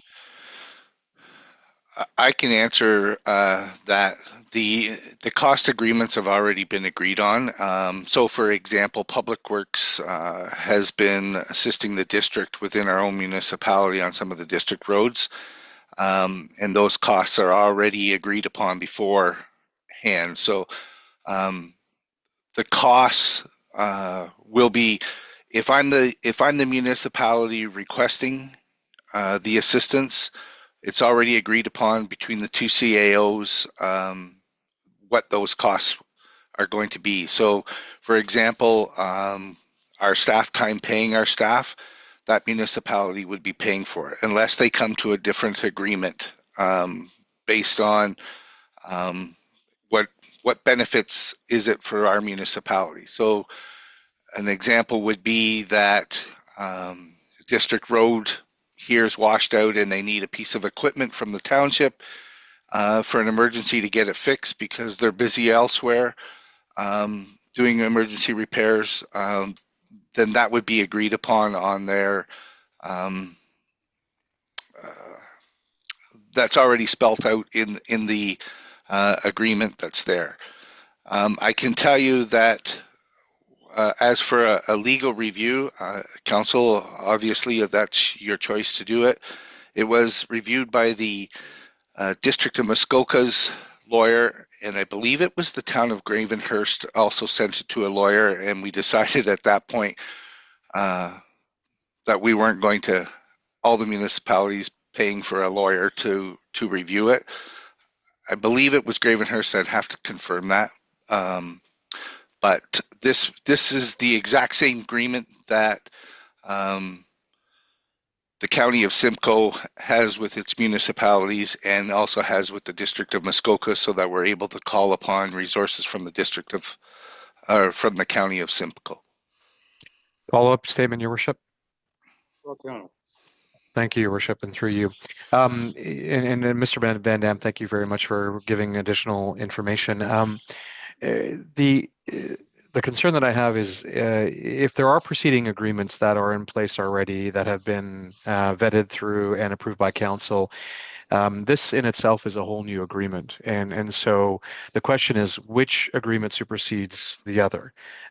Is it the previous agreement that supersedes this one? Is it this one that then is now the new agreement that would allow us to co-share? So again, based on what I've understood, there are other agreements that are outside of this particular one that may be already enacted and enforced, and as such, which one is going to essentially overrule the other. Second to that is that if Gravenhurst has already received a legal opinion specifically in respect to this particular agreement, perhaps Gravenhurst can share that with us. So we can better understand what their lawyer has advised. Now, Gravenhurst, of course, is their own municipality and they have their own constituents' best interests in mind, and whatever is approved by them doesn't necessarily mean that it echoes us. I mean, we need to look at things from, through the lens of our constituency and through the lens of what's in our best interest. And, I'd still like to be able to see the legal agreement in advance and before making a decision. So if my fellow councillors are more comfortable voting on this without that information and the council wills it, well, council wills it. But from my perspective, I'd like to do my due diligence and better understand what we're agreeing to before I actually put my hand up. Thank you. Thank you, Mayor Coutier, through you to Councillor Graziano. I just wanted to point out items 7, 7.1, 7.2, and 7.3 within the agreement do clearly outline who is required to pay, whether it's the assisting party or the assisted party. It does outline exactly who is required to pay. So I can just, even if I just go to it right now, I can read a few items. 7.1. The parties agree that any and all direct and indirect costs, including taxes incurred by a party in providing the assistance and support contemplated by this agreement, are to be paid by the assisted party. And it does go on to state that there's an additional 25% as well for a benefit cost. So I do believe it clearly outlines who is required to pay. Thank you. Thank you. Councillor Jarvis. Yeah, I'm just curious, Tony, to the mayor, excuse me. Tony, is this sort of an informal agreement they're finally formalizing? I mean, this must have been going on for a while anyway, right? For the most part, that's correct. It's been going on where municipalities been helping municipalities, but now there's an agreement that puts it through and I'm going to say takes some of the liability. Right. So the lawyers got involved and we had to do this. Okay, no, I understand, but thank you very much. Councillor Graziano. Thank you, Your Worship. And in regards to Director Radigan's statements, and thank you for identifying the section. I did read that in its entirety, so rest assured that I understood. What I'm seeing absent here specifically, at what point is the quote being extended to the assisted party? Is it predating or assistance, or is it happening after the fact? So in the state of emergency, we're deploying and then sending a quote as to what the costs are. And what it doesn't state here is if in the event that there's a contested amount of money that's being billed and how that remedy would be addressed. What happens if in the event that the assisted party disagrees with the amount that we finally bill? How does that get vetted out? And so, again, lots of ambiguity here. I'd love to be able to see a legal opinion on this and better understand where there's holes, where there's gaps, as well as where our best interests are best served. So, thank you. Director Radigan. Thank you, Mayor Pecuniary, through to Councillor Graziano. I do believe items 8.1 through to 8.4 outline the requirements of invoicing, that the assistance provided shall be subject to the assisted party's receipt of an invoice to be submitted within 3 months of the aid and assistance having been provided. There does go on to say more in terms of when, like a 30-day period in terms of when the payment should be received. So it does outline it within the rest of the agreement. Thank you. Councillor Bochek. Thank you, and through you, Mayor. Unlike my fellow councillor, Councillor Graziano, I didn't read the whole report. So I have a question for Chief Van Dam. We have two neighboring municipalities here, Tay Township and Severn Township, which are 1 kilometer away from our fire department. Has there been any communication with Simcoe County about a joint agreement with anyone outside of our district of Muskoka? Thank you. I can tell you, Councillor, if it was the fire departments, assisting fire departments, that is the mutual aid agreement that is from the province, and there is no fees to that. That is an agreement that overrides this agreement because it is a provincial agreement for assistance. As for the county of Simcoe and the district of Muskoka, they already have this mutual assistance agreement in place from last year, and that the county of Simcoe also has the same agreement with all of their municipalities. So if it's something that they require, the county of Simcoe can go through the district of Muskoka to facilitate that. Thank you, Chief. Thank you. I certainly appreciate that this agreement, as was already sort of questioned, it reflects what is the actual practice, and the fact that I think I'm very impressed with how all of the municipalities in this area are good neighbors of each other and assist when they can and when requested, because I think it's very important. The municipal boundaries are, a line that was drawn many, many, many years ago, and I think we all can be good neighbors regardless of whether there's a municipal boundary between us or not. And I also appreciate the fact that this agreement is a copy of many other agreements that have gone through many other reviews. With that, I have moved by Councillor Predko, second by Councillor Bochek. Be it resolved that the Community Emergency Management Coordinator be authorized to finalize the Muskoka District Emergency Mutual Assistance Agreement as attached in Appendix I, that one, the report ES 2024-017, and that the Mayor and Clerk be authorized to execute said agreement. All those in favor? And I have 1, 2, 3, 4, 5. I got 6 in favor, and that is carried. Procurement of goods and services operations, roads. C.O. Mariotti. Thank you, Mayor Pecuniary. I won't take too long on this report. Hopefully it's pretty clear cut. So we have items that council has already approved in the budget, but due to the quantity or due to the dollar amount and the current purchasing policy. This is why there's a report come to council. So we essentially have 3 items here. One which is a sweeper attachment to some Caterpillar loaders that we already have purchased, and the sweepers are proprietary to the loaders themselves. So we don't really have much choice there in terms of trying to get some non-OEM parts. We also are asking to source the replacement for the sidewalk plow, again with Caterpillar. Caterpillar has already gone through a procurement process through a municipal organization. But again, because of the amounts involved, we're coming with a report to council just to give you a heads up. Both the sweepers and the sidewalk plow have come in under budget.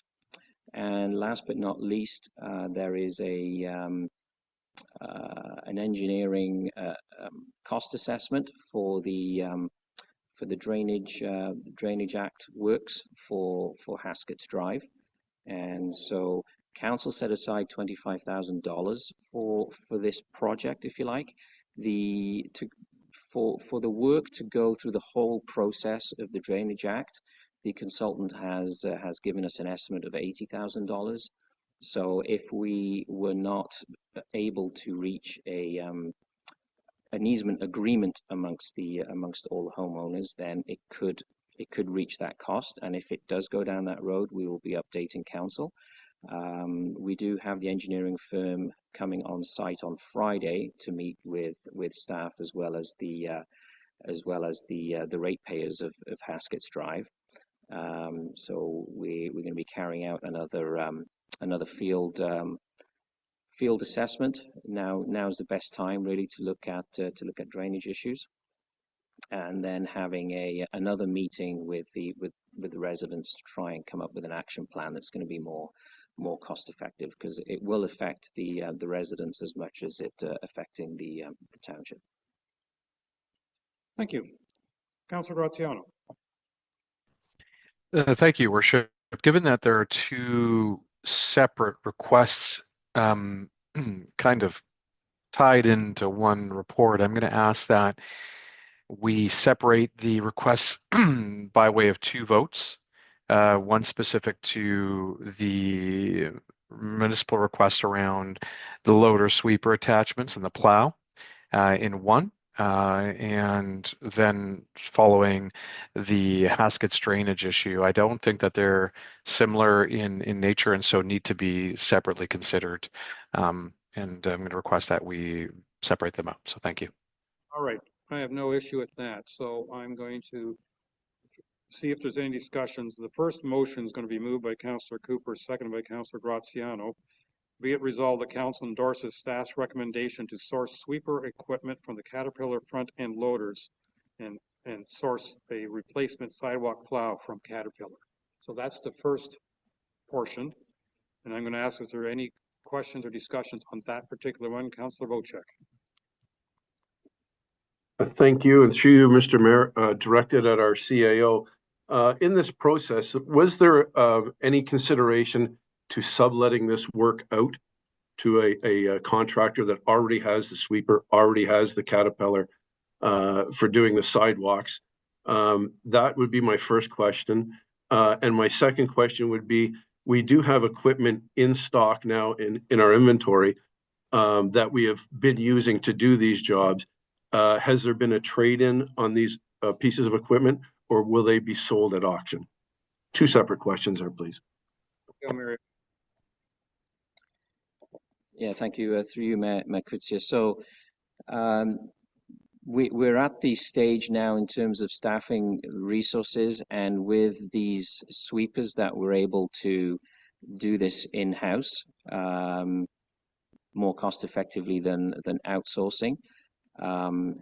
And with this equipment, we'll be able to do the sweeping much more quickly than with the existing equipment through the New Holland tractor, which the New Holland tractor is slated for replacement, I believe, in 2026. So for this year, it is not going to be replaced. But I can tell you that with the 2 loaders that the township purchased, I believe last year, it's a much quicker operation for sweeping the roads. Councillor Graziano, is your hand Sorry, raised? thank you. And my second question about trading in the, I'm sorry, did I interrupt you, Mr. Mayor?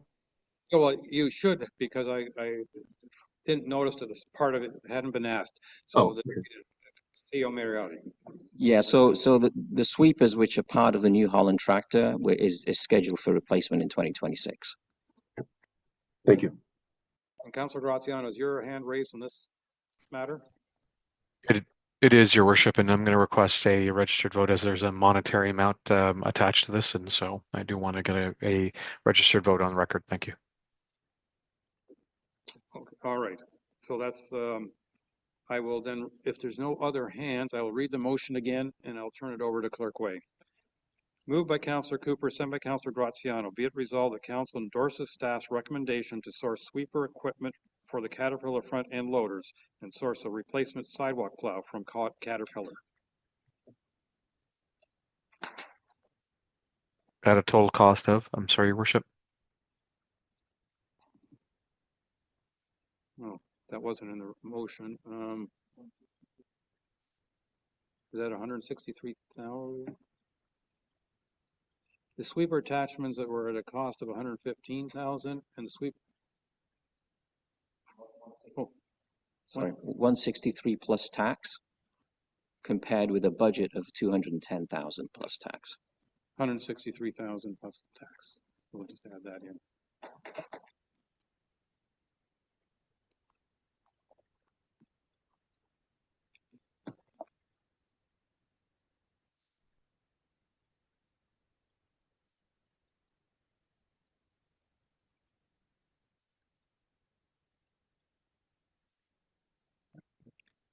Let the record show Councillor Graziano requested a recorded vote. Councillor Graziano, how do you vote?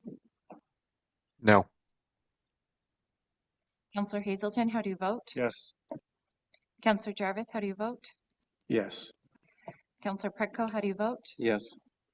Councillor Bocek, how do you vote? Yes. Councillor Cooper, how do you vote? Yes. Mayor Kutsier, how do you vote? Yes. Let the record show the motion's carried 6-1. Thank you. In the second portion of this will read, moved by Councillor Peter Cooper, seconded by Councillor Christian Graziano, be it resolved the council endorses staff recommendation to using DM Wills Associated Limited for undertaking the Haskets Drive drainage matter. Any discussion on that? Councillor Hazelton. Yes. Can you give us an idea of what the affected property owner's share might be? Through you, Mayor Kutu, no, not at this point until the drainage engineer has had an opportunity to fully analyze the various contributors of the surface water from one property to the other. Okay, so what I'm trying to understand here is we got an 80,000 number out there. The township's going to cover 25. How many properties are there? I don't know off the top of my head, but. And is 80,000 the fix or 80,000 is a study? 80,000 is the process from start to finish, which will then, that 80,000 would be apportioned amongst the township as well as the property owners. Plus 25. And right now the township has 25,000 in the budget for that portion of the 80,000. And so what I'm trying to figure out here is how many properties are there, and are those property owners? So let's say that there's 4 property. I mean, are there 4 properties or 8 properties? There's more like half a dozen. Okay, so let's say there are 8, and so that means everybody's going to spend $10,000 in order to fix this. Depending on what portion are you contributing or are you receiving so you could have, let's say 10 properties, but one might be contributing 10%, another property might be contributing 60%. So it's not a straight divvying up between property owners. And how do we have 8 people or 8 properties. What if somebody doesn't want to ante up their share? So going through the Drainage Act, it's a very formal process. So it's a required participation. Correct, yes. And at what point in time does it become required? In other words, so there's the study or whatever, the consultant hasn't started anything yet, correct? That's right. The consultant has had a quick field review once already, coming back again a second time on Friday. Part of the cost is also the consultant will be doing a presentation to council to answer the very questions that you that you're posing. Okay, my only concern here is when you have multiple parties, how do you force participation? And I don't know the answer to the question. I don't want to make a deal of it. I'm concerned about it because if somebody, a couple of people back out, then how do you solve the problem? I don't have the answer. Hence the Provincial Drainage Act. Okay, fine, thank you. It's a process. Sorry, MacTier. I think council, just going back a little bit in history, and it goes back several years now. We did have a legal opinion that said that the township was one party amongst everyone else that needed to fix this drainage issue. And that is what was originally communicated to the residents, is that if you have an issue, go, make a petition through the Drainage Act. And then the narrative changed, and council asked staff to be the leader and for the township to petition the Drainage Act, which is what we're doing. Councillor Cooper. Oh, sorry, Councillor Bocek, then Councillor Cooper. I apologize to Councillor Bocek. And Cooper. Thank you, and through you, Mayor. One question for our CAO. I've been requested by one of the residents in the neighborhood to attend a site visit, and he also asked if Councillor Graziano was in the area, if he could join us. And what I'm really concerned with is with myself sticking my nose in at this point of the game, would I be better off waiting for the report to come back to council? So Mariotti. Thank you, MacTier. I would suggest so. This is there will be a report coming back to council with the basically explaining the next steps and so on. So it will probably be again, if you wish to participate, totally up to you. But for Friday's meeting, it really is an introductory session with the residents, as well as a quick overview of the drainage as it stands.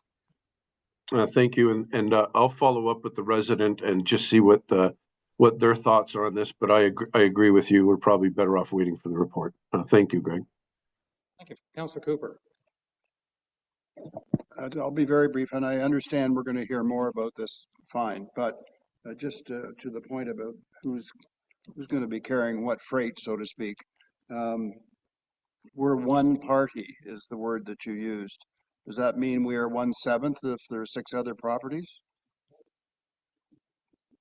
We are one party, but it depends how big a party we are in that. So it's not a straight split. It depends how much of the property the township owns versus the other. We don't know that now?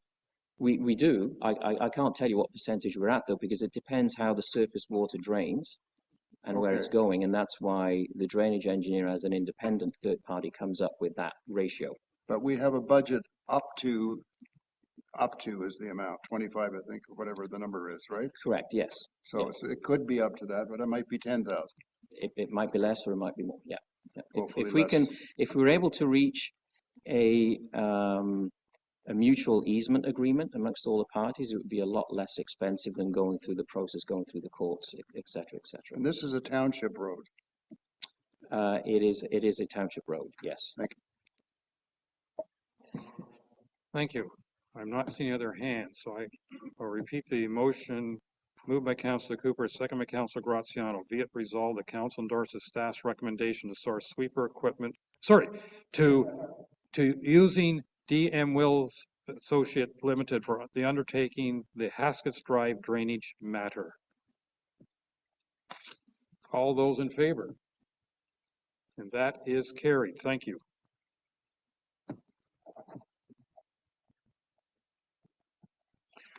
All right. I'm going to suggest we take a 10-minute break to come, and then it's now about 11 o'clock, and so let's come back at in 10 minutes, depending on which clock I look at. That'd be 11:06 according to my computer. It's now 10:56 according to my computer. So let's come back in 10 minutes, please. Thank you.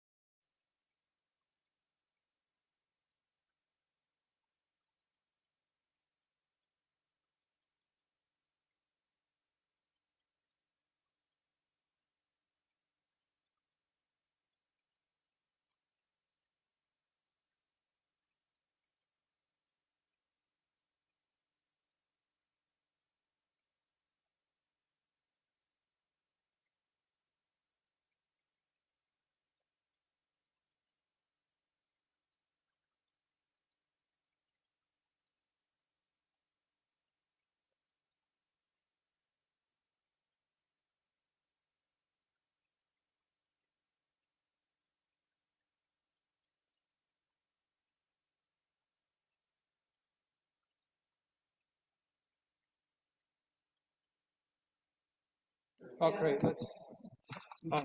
we're going to bring this meeting back to order of some form or another. And our next item is with regards to administrative building, office furniture, and carpet. C.O. Mariotti. Yeah, thank you, Mayor Coetzee. So this was also a budgeted item. The amounts have come in below budget, but again, we were struggling to get multiple quotes for the furniture. Obviously, for the setup that we have that council is aware of, it's more than just a Staples shop. And you know, build it yourself from flat pack delivery, and there aren't that many companies locally who are willing to come out and give us a price and give us a design. So hence why Grandin Toy really is the only provider for this work. We do feel that it is needed, however, as the township's growing. Obviously, we need to house the staff to continue servicing the township's needs, and not only that, but in terms of the carpeting is also decades old and it's starting to fray, and so we hence this request here before council to do a bit of a refresh for the administrative building. All right, thank you very much. Council, any questions or discussions? Councilor Graziano. Thank you, Worship. Again, given that this is a request to fund, I'm going to ask that we do a certified vote, please. So registered vote. I, frankly speaking, regardless of whether or not it was budgeted or not, I'm having a hard time piloting $100,000 in carpeting and furniture. And so those are my comments. I don't see a need to recarpet at the cost of $100,000 along with replacement furniture, but that's my personal opinion. And so I would like to request a registered vote. Thank you. Sure, Councilor Hazelton. Yeah, I don't really have a lot of questions on the content of the purchase items, but I would, if my memory serves me correctly, Councillor Cooper brought forward a resolution recently that said any time we deal with stats, they have to be the District of Muskoka stats as opposed to stats can, because the stats being used here are permanent population only and not the township population that we deal with. And so it isn't really going to change the report, but I would just wanted to point out that I think we have a resolution on the books that says anytime we do anything with stats, they have to be not Stats Canada, but the other stats that talk about the entire population of the township. So I think from a minute-taking standpoint, we should record that and not change what's here, but make sure that we use that in the future.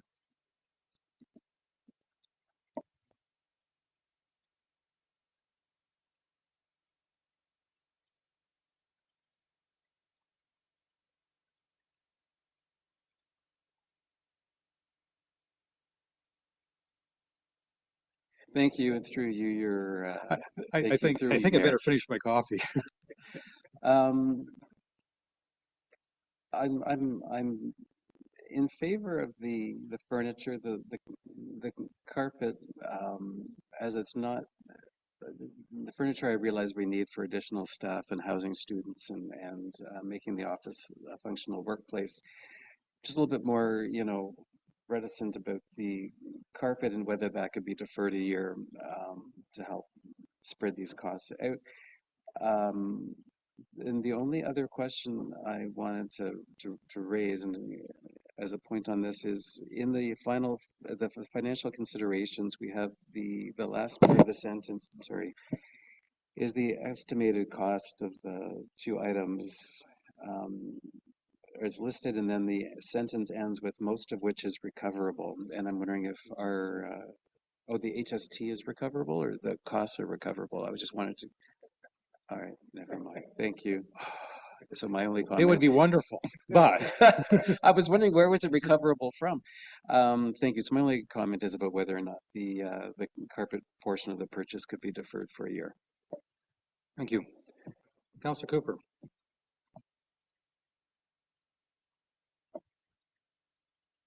There's my light. Thank you, and Mayor, and just a couple of quick things with reference to the comment made by my neighbor here regarding population counts.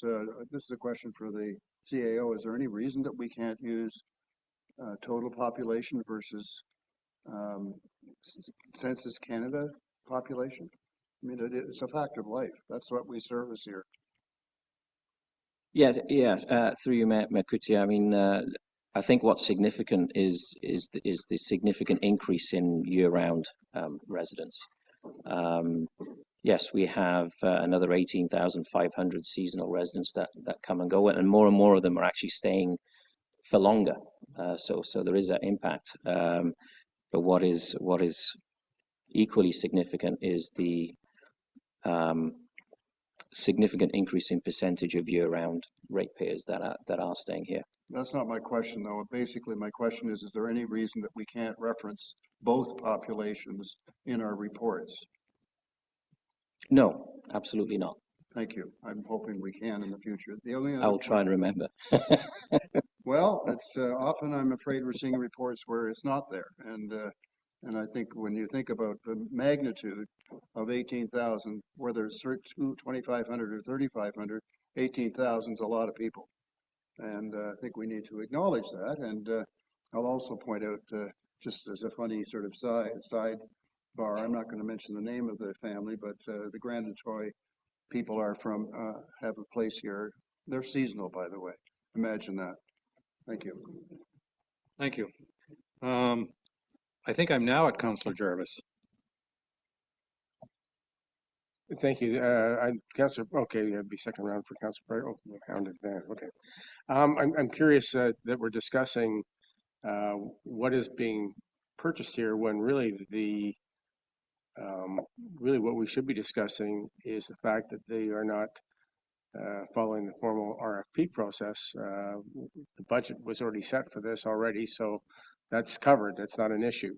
It was because of this is not the formal RFP process not being followed. And since I have no issue with that, I have no issue with the whole thing. Thank you. Thank you. Councillor Bochek. Thank you, and through your mayor, my question was similar to Councillor Pretko's. Was the deferral of the one portion of this until next year? But I didn't hear an answer to that part of the question.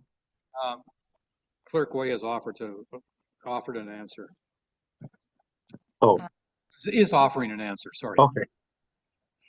Through your worship, there is a lot of wear and tear on our carpet that has been brought up several times at health and safety meetings because all of the seams are starting to come up, which is causing significant trip hazards. We're having to tape down those seams, trim carpet here and there, buy mats to go over certain areas to cover up that carpet space.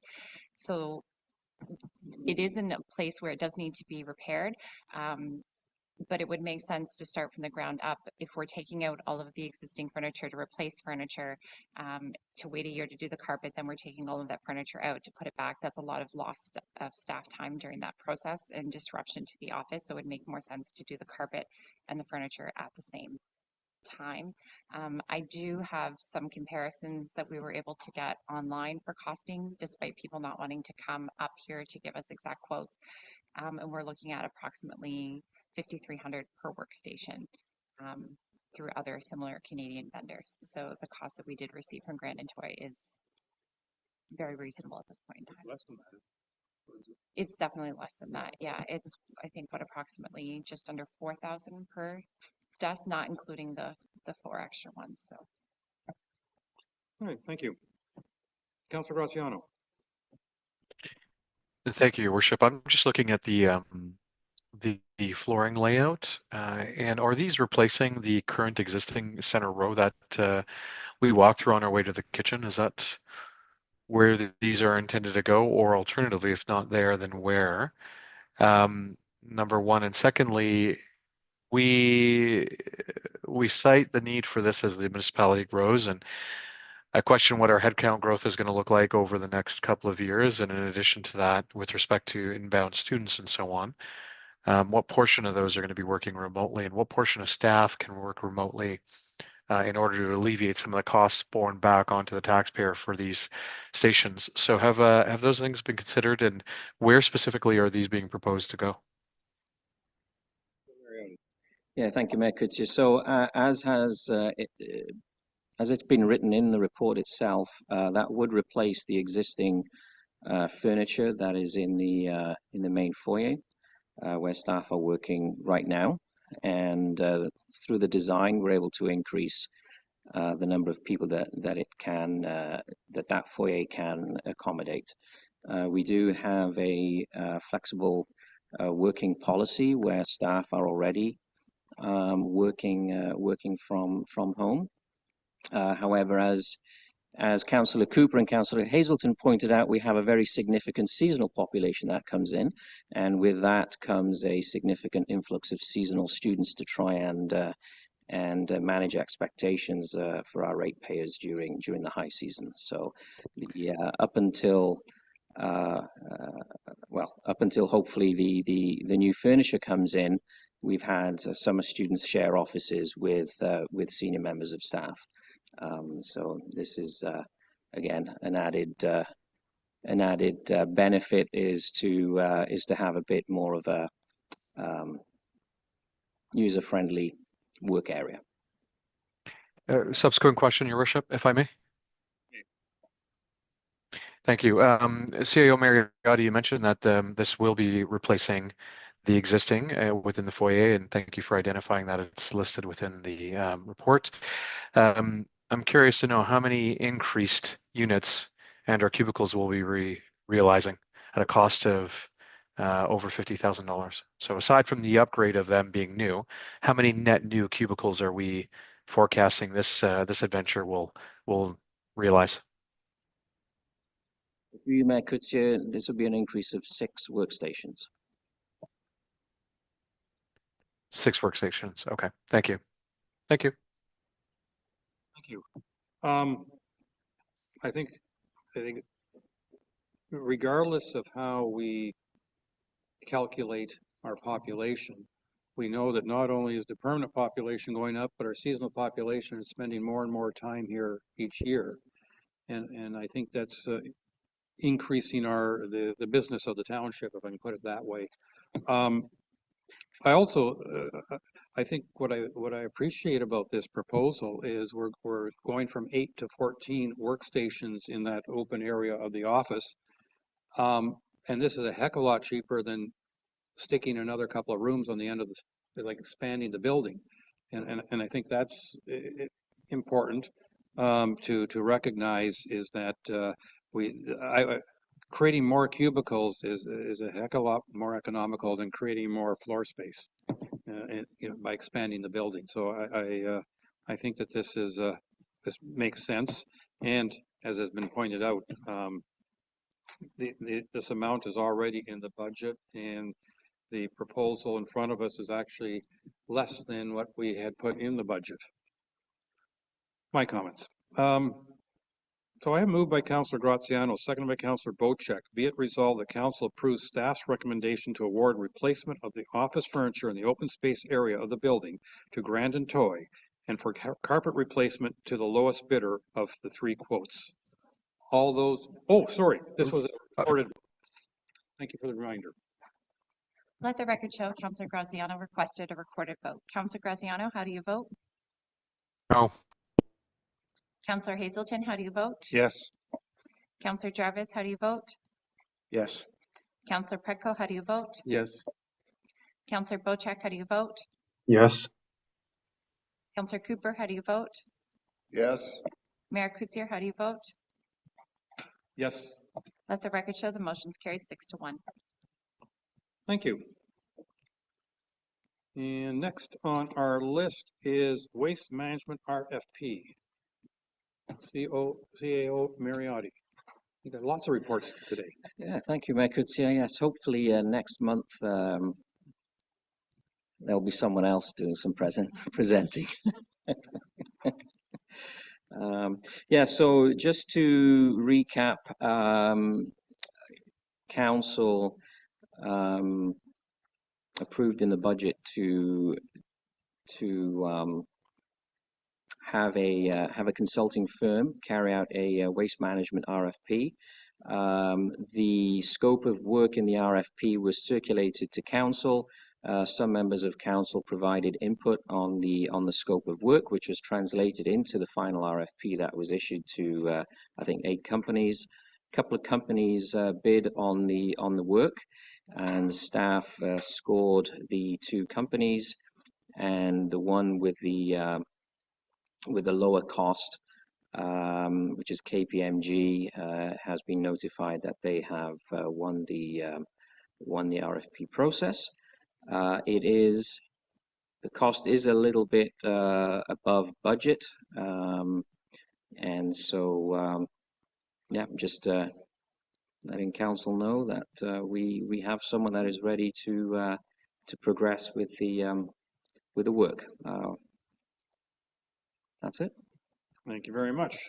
Council, any questions or comments? Councillor Cooper. I'm very encouraged to see this moving forward. I just like to encourage my fellow councillors to contribute to the input on this particular project, because it's incredibly important to our communities. It's very highly sensitive in terms of the services that may or may not be provided in the future. So I suggest that we take a very active role. I certainly plan to. Thank you. Thank you. I notice I've not seen other hands at the, Councillor Hazelton. So I noticed that there's a, I'm having troubles reading their Gantt chart effectively, but it talks about district meeting, council meetings in a future state assessment. I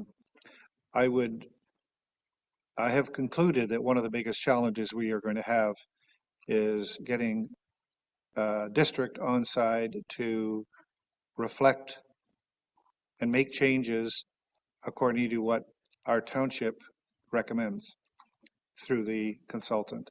So my question really is, what is your expectation of the consultant's time spent and ability to impact district and district council? That would be to you. CEO Marriott. Let me get my crystal ball out from my. Yeah, I can't answer that question, Councillor Hazelton. But what I can say is that in the last little while, I do feel that Council is focusing in a lot more on some tangible options, which I think will be great for the consulting firm, which it will enable them to do a much better job at reviewing those 2 or 3 options that Council is homing in on, as opposed to starting from scratch. Part of the scope of work as well was to analyze the ownership of waste, so that I think that is a question that Council has had in the past, and hopefully KPMG will be able to give some good answers on that front. Okay, follow up if I may. So we've had consultants in the past study waste. They've gathered all kinds of data. And I notice in their project plan, there is gathering data. And I'm wondering what is their appetite to kind of do what I think I just heard you say, which is leverage some of the potential solutions that have been socialized, so that what I'm concerned about is I don't really want them starting from scratch. I want them to basically leap in to a massive amount of wealth of knowledge that we have collectively assembled, either some in data and some in conversation, so that we're not starting from scratch. That's my big concern. Yeah, no, 100%. And I know Councillor Hazelton, you've done a lot of work on this. The whole point is to give them the best running start that they can, as opposed to looking at it from the beginning. There's no point reinventing the wheel. So in terms of the process as to how does the communication flow back and forth over and above the various meetings, I don't know yet. I'll have to discuss that with the consulting firm, but we definitely want to leverage some of the work that's been done so far. Okay, thank you. Councillor Predko.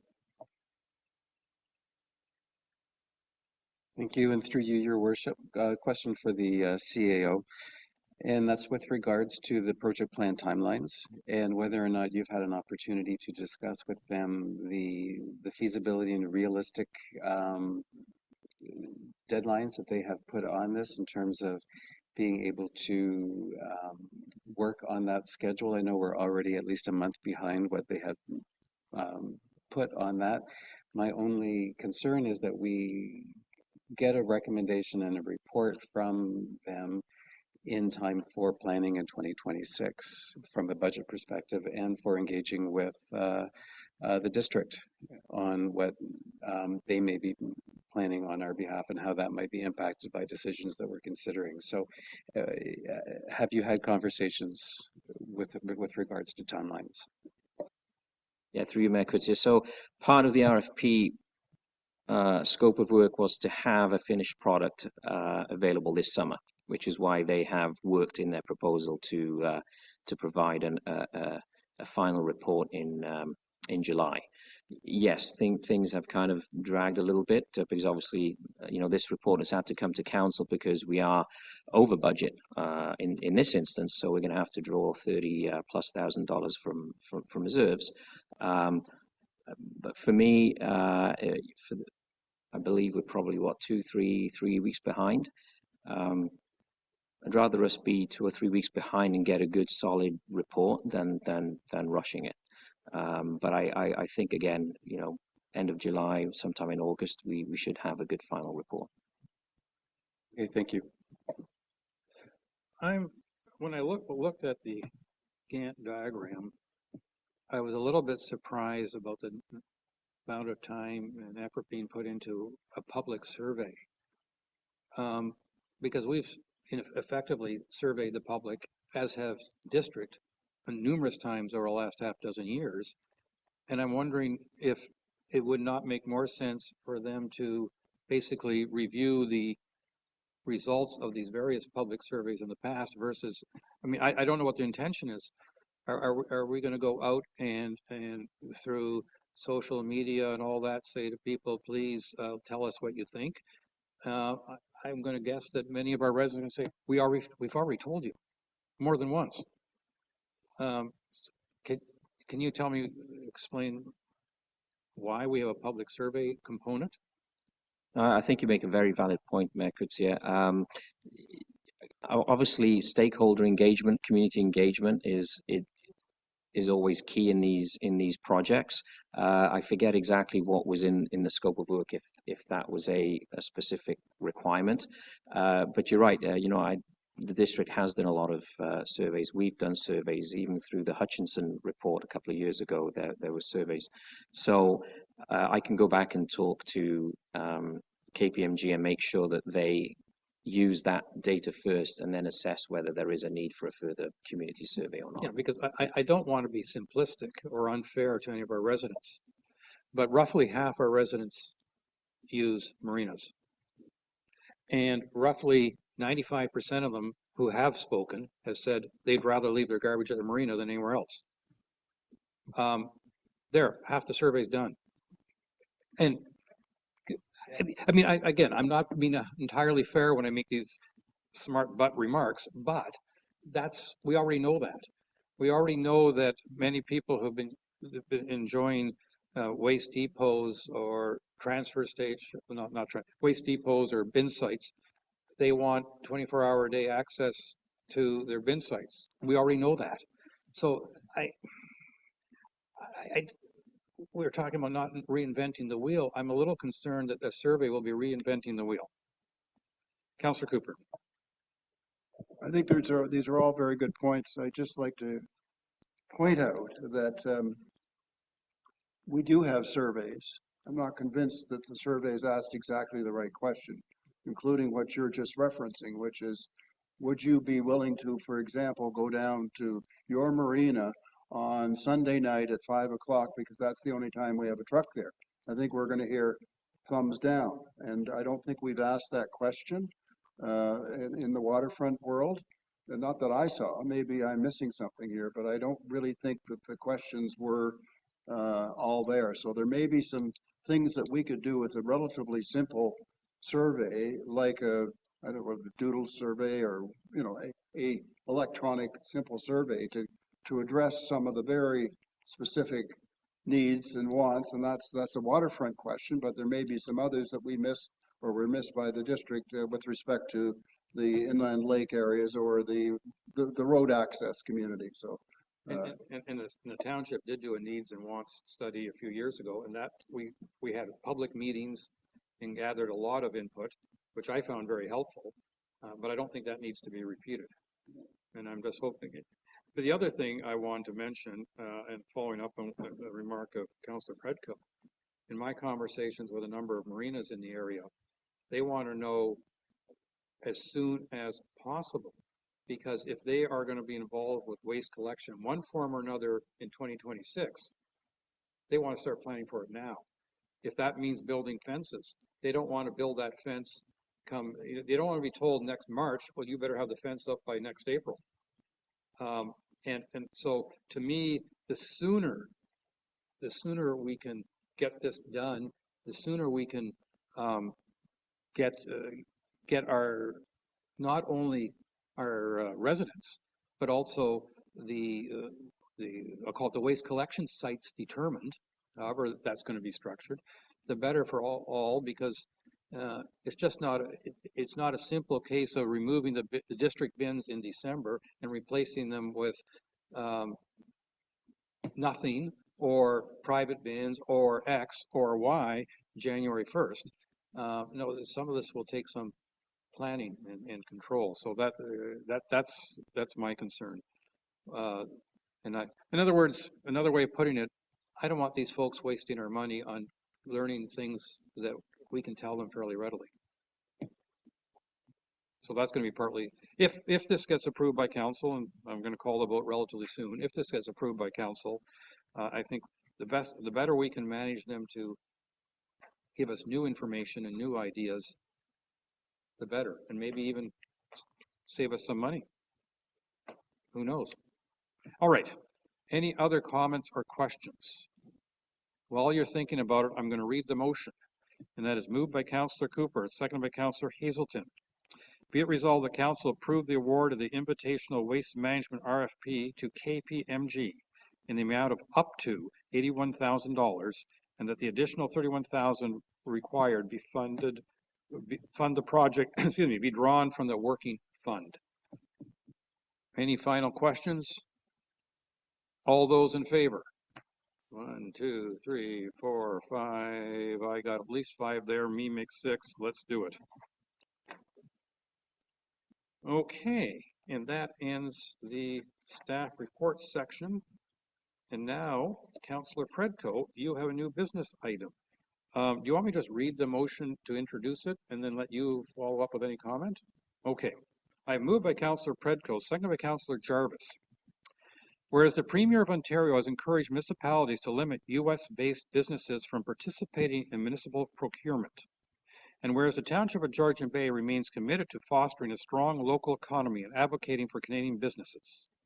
Now therefore be it resolved that the Township of Georgian Bay fully supports federal, provincial, and regional initiatives aimed at opposing US tariffs on Canadian goods and services.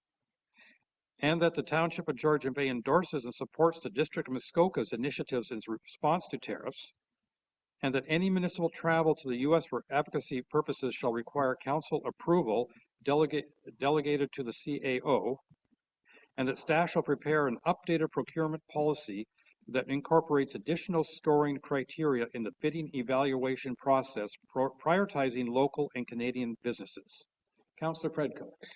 Thank you. I think that summarizes everything. And the one thing I will note is that we are having a discussion on the procurement policy tomorrow. So we can talk about what we might want to do today, but I think we'll have a fulsome conversation tomorrow. Thank you. Thank you. Councillor Bocek. Thank you. And through you, Mayor, similar to Councillor Pretko, there will be a fulsome discussion tomorrow, I hope. My only thing right now is, are we not a little premature on this at this point in time? Because we don't even know what's going to happen with tariffs. I mean, he's changing his mind every day. Should we wait to get a final word of what the United States is going to impose on Canada before we make any rash decisions? Just my comments. Thank you. Director Radigan. Thank you. Through you, Mayor Coutier, to Councillor Bocek. I think the reason why it's not necessarily a bad idea to start it now, but we wouldn't want to include it in the policy. And I think that's what my recommendation originally was. We would be looking at it, including it within the weighting or the scoring of when we determine which vendor we'd be selecting. So for example, when we score vendors for any RFP, we look at their business, and we could add additional scoring if you are a Canadian business, and that's why it's something that's outside of the policy, and it can go in or out as we please. So if the tariffs don't actually go through, we don't have to proceed with that process. I hope that helps clarify. Okay, before I go to Councillor Graziano, then I'm just going to ask one additional question. Are we being premature in taking a vote on this, and should we wait until tomorrow? That'd be your take on it. Okay, I see the head nodding for those who may not be able to see Director Radigan's head. Director Radigan. Thank you. Through Mayor Coutier, to members of council. I have had a few discussions with Marilyn Clark, who will be doing the presentation tomorrow, and she has advised that there are some things that we do need to be aware of in terms of trade agreements between Canada and the US, and that's why she wouldn't recommend that we put it in our actual policy. Hence why the only way we believe it be feasible is within the actual scoring or weighting of the vendors. Thank you. Councillor Graziano. Thank you, Worship. Well, I can appreciate the concerns with regards to the threat of, these tariffs that our partners down south are advocating for. I have strong concerns with regards to advocating for a reciprocal response, followed by implementing that through policy and even in scoring. Frankly speaking, we have to recognize that our federal government has pivoted away from our partners in the East, in the Far East, have caused quite a bit of commotion with regards to emerging markets globally, and have pulled away from emerging markets, specifically the BRIC nations, have isolated ourselves to Western countries, and now we are trying to pick a fight with our largest trade partner. And when we look at the statements that are made within this report, specifically in that it leads to increased inflation, reduces productivity, and higher unemployment, I would say that if push came to shove and our partners down south actually wanted to retaliate, we would likely see a much higher unemployment rate, because all of the subsidiaries that are here in Canada that are created by American-based companies would likely pull out. There would be a huge impact to the Canadian economy. Let's be realistic. A large portion of our Canadian economy is based on our dependency to our partners down south. We've lost the ability to trade with our Commonwealth parent as they are financially not doing so good either. I don't think we really have the luxury of being able to say to ourselves, let's just go and pick a fight with our largest trading partner because we don't like policies that they're implementing south of the border. I think that we should approach this in a calm, prudent manner and look at ways in which we can resolve through diplomacy and through true partnership the issues that perhaps are there.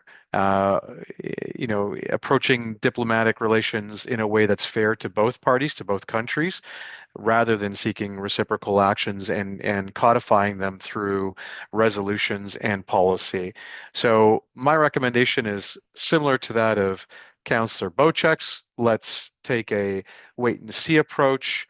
Let's make decisions based on what the objective reality are, not based on speculation and what the media is announcing and fear mongering and all these things that we're reading out there. Let's wait and see. And at the same time, let's consider that they are our largest trading partner and they drive a substantial portion of the Canadian economy. I would hate to see Canadians lose jobs because American companies up and close up. I'd hate to see them impose further restrictions on Canadians as we travel south over the border and so on and so on. So that's my thoughts. Let's just wait and see. Let's be prudent and take a moment rather than, coming through on things now. Thank you. Councillor Cooper. Thank you, Mayor. I'm not going to get into all the details about the merits or not, but other than to say that I think we need to, at some point, get a message across in terms of where we are. I think we need to understand that the position of the federal and provincial government is what's going to be heard, not necessarily what we say, but we do have an opportunity to show that we're putting our elbows up. And I think that's might make some sense sooner rather than putting it off too far in the future. So that's my view. We've got lots of other trading partners that we can work with and have in the past, by the way. Thank you. Thank you. Councillor Jarvis. Yeah, and to the mayor, I'm curious. I mean, we didn't pick this fight. Our partner south of the border picked this fight, if that's what we want to call it. So I don't know what's going on with regards to some of the comments being made so far, but if we look at the resolution, the only very specific item in there is that municipal travel to the U.S. for advocacy purposes shall require council approval and delegate to the CAO. Otherwise, what we're doing is we're supporting initiatives put on by our own Canadian and provincial governments. I think this is really, really important stuff, but above and beyond all that, we should be supporting Canadian businesses on a regular basis anyway. It should be part of our regular policy, and I suspect it probably is, for many, many good reasons. One, it's close to home, easier to get things sorted out, and usually travel time for purposes of getting stuff is a lot less. So I don't understand why people are upset with or opposing this motion as it stands. I have no problem waiting until after tomorrow's meeting and we've heard further with regards to purchase agreements to take care of this. But I don't see anything wrong with the way it's been set up at all. Thank you. Councillor Fredko. This is my second round. I'm not sure if you have any comments you want to make first. It's up to you. I have a couple of comments. One is, as Councillor Jarvis made reference to, the one line that municipal travel to U.S. for advocacy purposes. I don't know if in our history, have we ever done anything like that? And are we expecting to? Like it seems like this might be this was for a far more significant municipality than our particular municipality, because was there any thought of sending somebody to the States to advocate? You didn't hear? No, I didn't. Well, does that explain your trip down to Atlanta? Anyway, so that was my one comment, and I mean, I have no issue with the idea of deferring this until we discuss the procurement policy tomorrow and he gets an additional input, but I'm going to look to the mover, Councillor Predko, who also wants to speak next, to see whether he would consider such an option. Thank you, and through you, Your Worship. The only other comments I was going to make, and that is really to echo many of the things that just were mentioned by Councillor Jarvis, that this motion and the resolution that's coming forward is really not intended to be retaliatory in any way, but supportive of the Canadian government, the provincial government, and the district government, that we're not going beyond or making any other statements. And the last thing I would want to do is to impact residents or seasonal residents that come to our township, even visitors that come to our township, with derogatory rhetoric towards the United States. I don't think that's what we're here for, and I think this statement is really just trying to reiterate that we are supporting the Canadian response to whatever threats that are coming to us. I don't see the last clause, that the procurement policy will be updated based on staff input, needs to be delayed till tomorrow. I mean, we're not saying that it's going to be, we're just asking for feedback on that front. If people have more comfort having this discussion again tomorrow, we could have it tomorrow, but I think all we're doing today is we're establishing that we're supportive of the Canadian provincial governments and the district governments and their efforts, and we're looking at our procurement policy, but we're not taking any action. So that would be my perspective. I'm happy to have the conversation again tomorrow, but I think we're fully capable of having this vote today as well. Thank you. Thank you. Councillor Graziano. Excuse me, Graziano. Thank you, Worship. I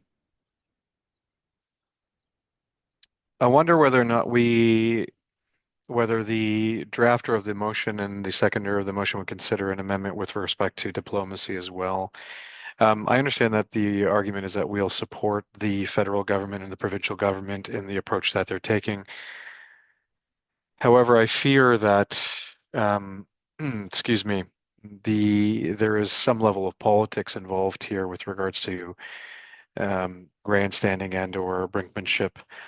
And I'm concerned with regards to that. The net reality from my perspective is that wars cause collateral damage, and I'm quite concerned at what the collateral damage to our markets are going to be, to our economy, to our employment, if in the event that we take a very affirmative action and start to deploy by Canadian provisions, and we really start to advocate for it. I understand that we do need to take a firm approach. We do need to show our partners down south that we're firm, but at the same time, nothing within here advocates for diplomacy and true partnership. And I wonder whether we can add a line there that says that we also suggest that our federal government and our provincial governments consider diplomatic approaches, which it seems like, at least from a provincial level, that they are, because I've seen some contingent or some delegations go south to try to negotiate. So it seems like there is some diplomacy there, but at the end of the day, I just don't want to take a very firm stance around let's put our elbows up, as I think I've heard, and go in and fight tit for tat, because I think we'll lose that war, hands down. Thank you.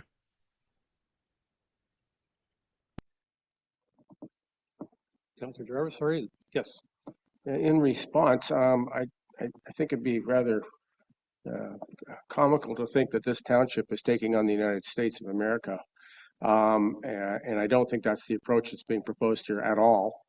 I think that by following guidelines set out by the federal government, provincial government, and the district government, we'd be following those guidelines anyway. So if diplomacy, which I think is somewhat useless considering the leadership south of the border, and that's an opinion, mine only, is probably somewhat futile, but if diplomacy is what they want to choose to do, then I'm sure we'll be following the directives provided by the higher levels of government already in place. I see nothing wrong with the way this motion is currently worded. I find myself in agreement with Councillor Pretko in that the guidelines we're requesting here are not fixed, other than the travel item. If we're looking at an updated procurement policy, that would come about after discussions tomorrow anyway, but we're just suggesting that scoring criteria in there prioritize Canadian businesses. We're not saying how much. We're not saying how much the criteria or what level of pointing we put on that. That can be part of the discussion tomorrow. I think we're just putting this in place to make sure that people understand that we're in line with all the other levels of government within this country. Thank you. I'm going to make a suggestion, if I may. One is that the second last paragraph, municipal travel to U.S. for advocacy purposes, we just delete that because I don't think that has any real relevance to us. And to your point, Councillor Jarvis, that's the line that we're overreaching, so to speak, if we as our little itty bitty municipality try that. And then I wonder if we take the last sentence and reword it and say, and that staff shall consider additional scoring criteria. Just get the procurement policy part out and just simply say, staff shall consider additional scoring criteria in bidding evaluation process, prioritizing local and Canadian business, because that way we're making the point without sort of handcuffing ourselves.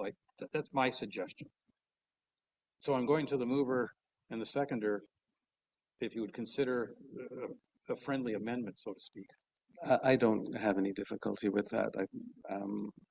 I do think we're fairly neutral on this overall, but if that will be more palatable, that's fine. Yeah, I'll go with it. Okay, so then I'm going to read a revised motion, and that is moved by Councillor Predko, seconded by Councillor Jarvis.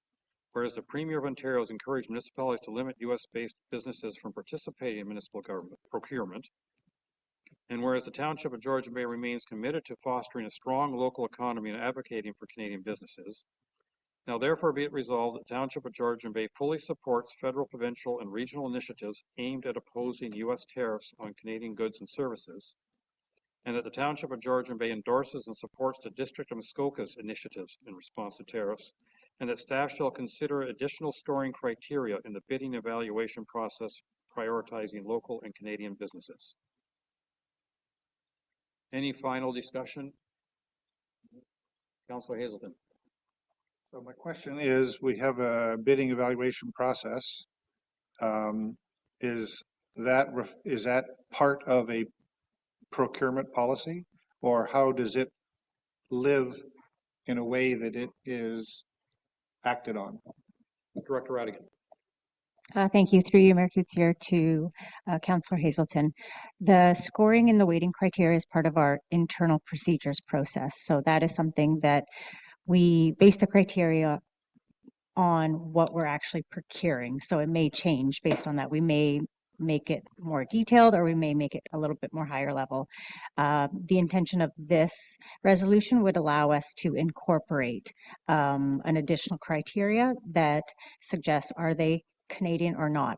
It will not heavily weigh on the overall determination of who would be chosen. However, it would play a factor. As you may, we are aware these are tax dollars, so the significant impact is truly the dollar value of what we're looking for at the end of the day. Thank you. Councillor Graziano. Thank you, Worship, and I can appreciate perhaps asking the question, are you Canadian or not, as part of the evaluation criteria. That may suggest that the margins of resale might stay within Canada, but what point do we determine whether the inputs involved in manufacturing that particular product are American. And the revenue that's still going south. So at the end of the day, are we really doing anything here by adding a procurement policy or the addition of a scoring question, or is this really just kind of optics? So again, I'll leave it to staff as to what the report's going to come forward with.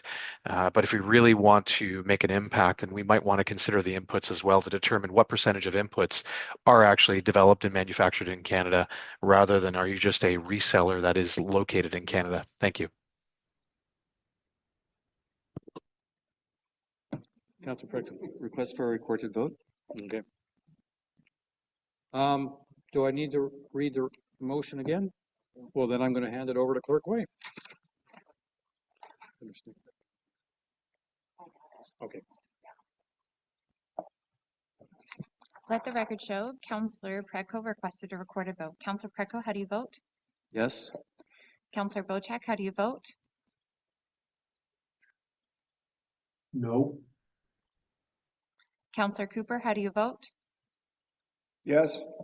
Councillor Graziano, how do you vote? No. Councillor Hazelton, how do you vote? Yes. Councillor Jarvis, how do you vote? Yes. Mayor Kutsier, how do you vote? Yes. Let the record show the motion's carried 5-2. Thank you very much. We have a couple of bylaws that you want us to consider. And the first one is moved by Councillor Graziano, seconded by Councillor Cooper. Be it resolved, the Council enact bylaw 2025-028, repeal deputy clerk appointment, grade Cheque. Councillor Graziano. Thank you. I'm just questioning what the intent behind this. Repeal the appointment. Is she no longer with with the municipality? And if so, is this better conversation and closed, or is this something that we can address openly? She's no longer with the municipality. Understood. Appreciate that. Thank you. Any other comments or questions? All those in favor? And that is carried. Thank you. And then we have a motion with regards to non-union remuneration. And that's moved by Councillor Predko, seconded by Councillor Jarvis. Be it resolved that Council enact bylaw 2025-029 on non-union remuneration. Any comments or questions? All those in favor? And that is carried. Thank you. And it's now 12 o'clock. We have a closed session at 1 o'clock. You want us to do the motions for that now? And the closed session is at 1, because we have a guest scheduled for 1 o'clock to provide input. Unless you want, I'm going to offer, should we start the meeting at 12:45 so we can do the minutes before we're the guest?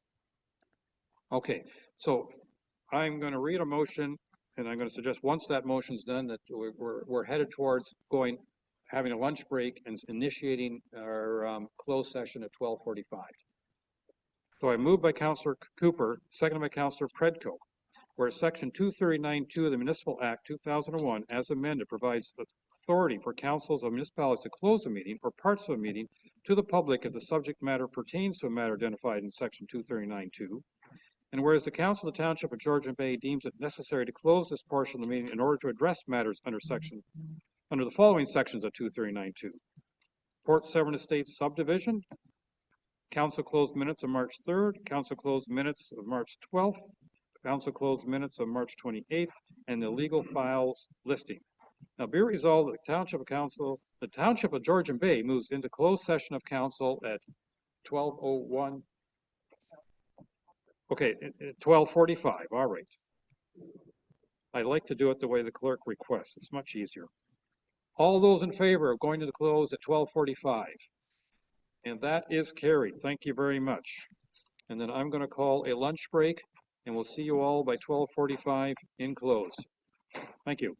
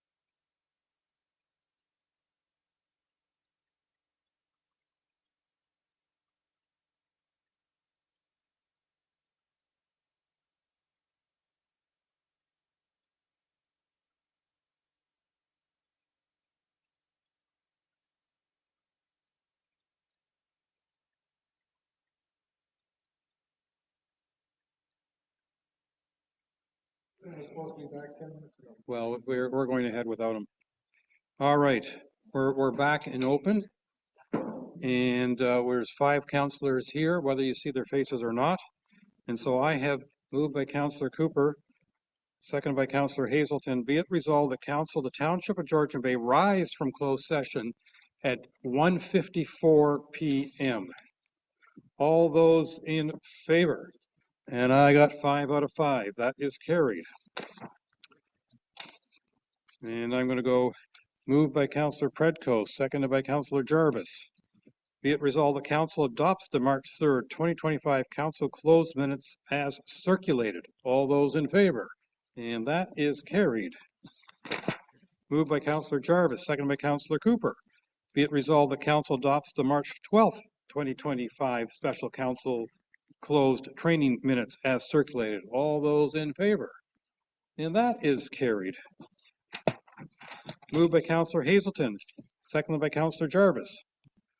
Be it resolved, the council adopts the March 28th, 2025 special council closed OLT matters minutes as circulated. All those in favor? And that is carried. Moved by Councillor Jarvis, seconded by Councillor Predko. Be it resolved, the council adopts the bylaw 2025-030 to confirm the proceedings of the April 7, 2025 council meeting. All those in favor? And that is carried. Moved by Councillor Hazelton, seconded by Councillor Cooper. Be it resolved, the council does now adjourn at 1:55 p.m.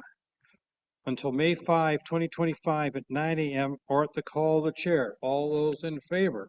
And that is carried. And we'll see you all tomorrow for Planning Council at 9 and Committee of the Whole sometime thereafter. Thank you very much, everyone.